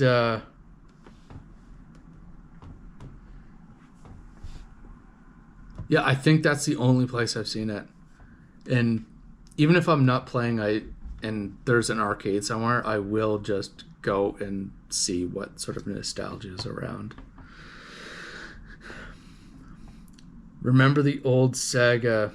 I did not have Sega, but I had a Game Gear. My parents wouldn't buy me a Game Boy, so I actually scrimped and saved, and somebody introduced me. It may have just been in a store where I saw the Game Gear, and I was like, well, I fucking need this. It's in color. It doesn't hurt my eyes. And I got a Game Gear. Paid for it with my own money after saving forever and ever and ever. And then I spent all of the rest of my money on batteries. I think I actually invested in rechargeables at some point. But yeah, we would take long car rides. My stepmother's family was in Cape Breton, so there was that long ride from Dartmouth to Cape Breton, or the ride from Nova Scotia to PEI, which was not as long, but still pretty long. But yeah, played Sonic on that. There was also a baseball game. I was never even big on baseball, but baseball came with it. I eventually got Ren and Stimpy, which was a pretty good platformer. But my friend Mitch Bullard, he had a Sega, and there was a game called Skitchin', which was a rollerblading sort of race game, and you essentially the whole game was you'd rollerblade and you'd hit whatever button, and then grab onto somebody's car and attempt to hold onto the car. I really liked it, but I don't think it was a very involved game. Astro Boy Creator is from... Oh, it's a college. Town in love with going there. Lots of awesome arcades and kids. And salarymen just puking first thing in the morning. Yeah. That sounds like fun. Goldorak is cool. Tekken Nova is where the Capybara Cafe... I remember that. I do remember seeing that. We missed a train back from Quebec City. Went walking there, and there was a retro video game thingy at the art museum. Okay. Yeah, I really wish there was more arcades. I can't imagine them doing very well anymore, because everybody, the places people go outside of home is just dying. Even I don't think there's even a pool. There's still a bowling alley. I used to be a really good bowler back in the day. But yeah, haven't done it in forever because nobody wants to go anywhere and do anything. Fairly good at pool. Not good at bowling anymore. Yeah, it's been forever since I've seen an arcade.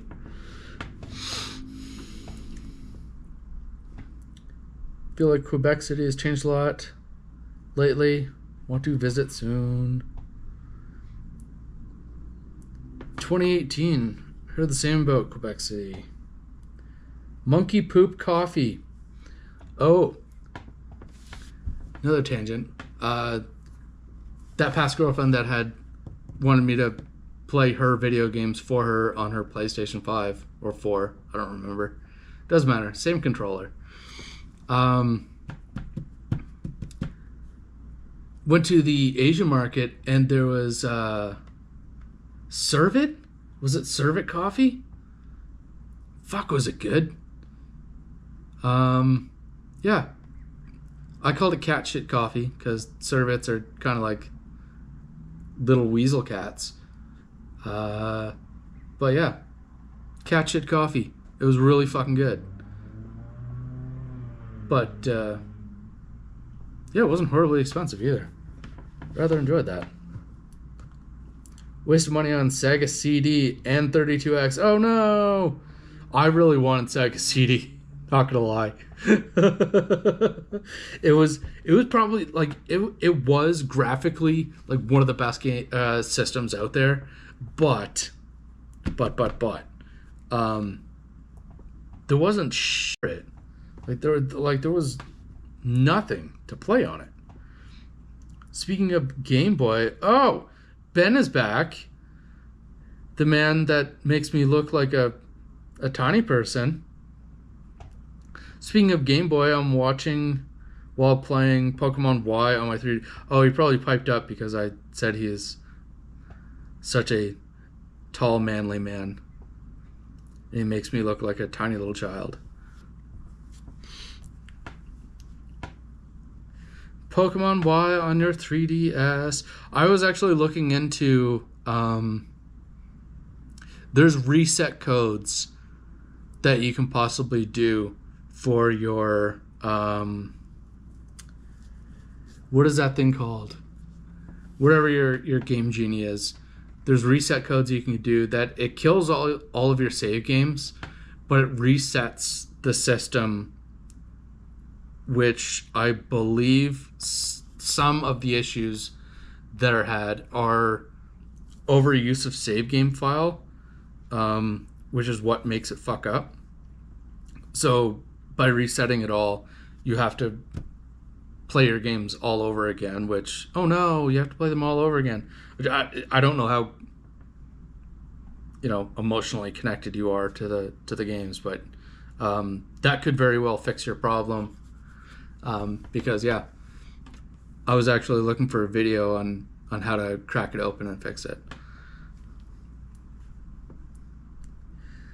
Game Gear sucked batteries like crazy. Yeah, Game Gear did not suck. It did suck batteries like crazy. It was 6 batteries at a time. It was either 6 or 8. It was ridiculous. I was so young back then. Our family had one, and my brother made me mad one day, so I smashed the thing into a million pieces. Oh, that is sad face. Has he forgiven you?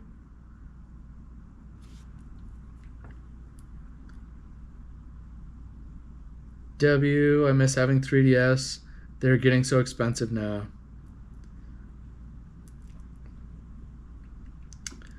Ben let me come over and open up his 3DS. I opened it up and cleaned all his contacts and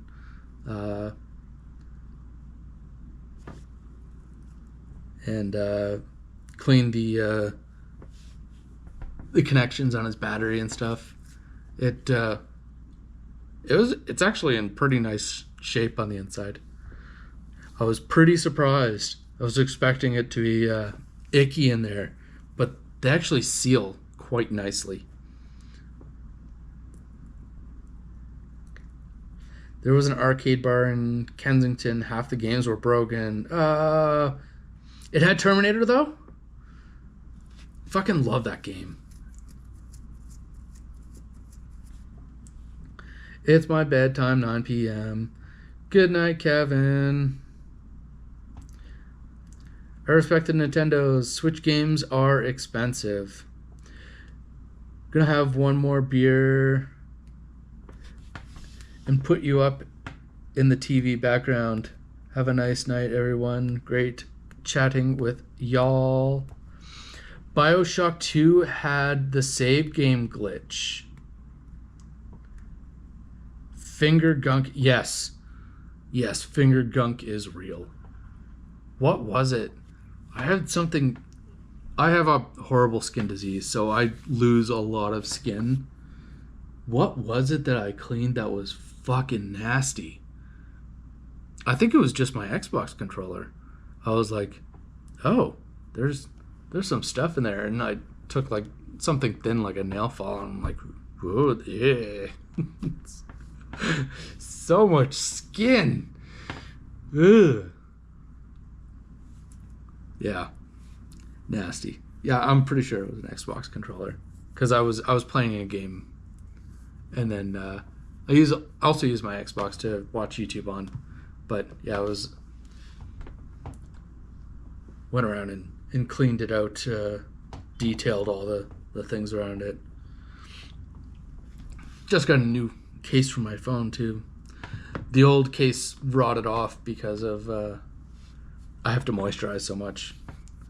Put on a bunch of Vaseline, and the damage-proof case on it was like a type of rubber, so it started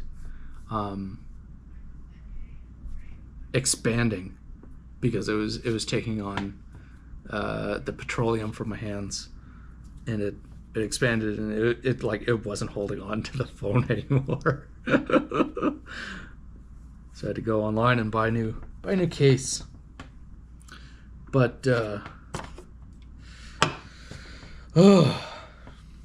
need to pee, and I'm almost out of beer. Now I'm out of beer, and I do have to pee. You have a teal Xbox for playing Fallout 4? I fucking love Fallout 4. I've heard from people, and I have done a fair amount of base building for Fallout 4, but I hear like 3 and 4 way switching you can actually do properly in Fallout. So I kind of wanted to test some of my electrical knowledge and build some machinery and switching in Fallout 4. But then I'm like, I'm not going to do that. I'm going to get involved and play the game and not edit any videos. But anyways, it's been fun. It's been 4.5 hours. Holy cow. Thank you so much for hanging around. And if you made it this far in, yeah, highly appreciate you sitting and listening to me ramble on excessively. And thank you so much for contributing to the chat, so I have more tangents to run on about. But yeah, 6 a.m. Mountain Time tomorrow is the next video. And yeah, if you're a member, there'll probably be a new video ready either tomorrow or Monday for next Friday. So yeah, thanks for stopping by. Good night, Sal. I'm sorry you missed Jesse's live stream to sit and listen to me talk for 4 hours, but I appreciate it. I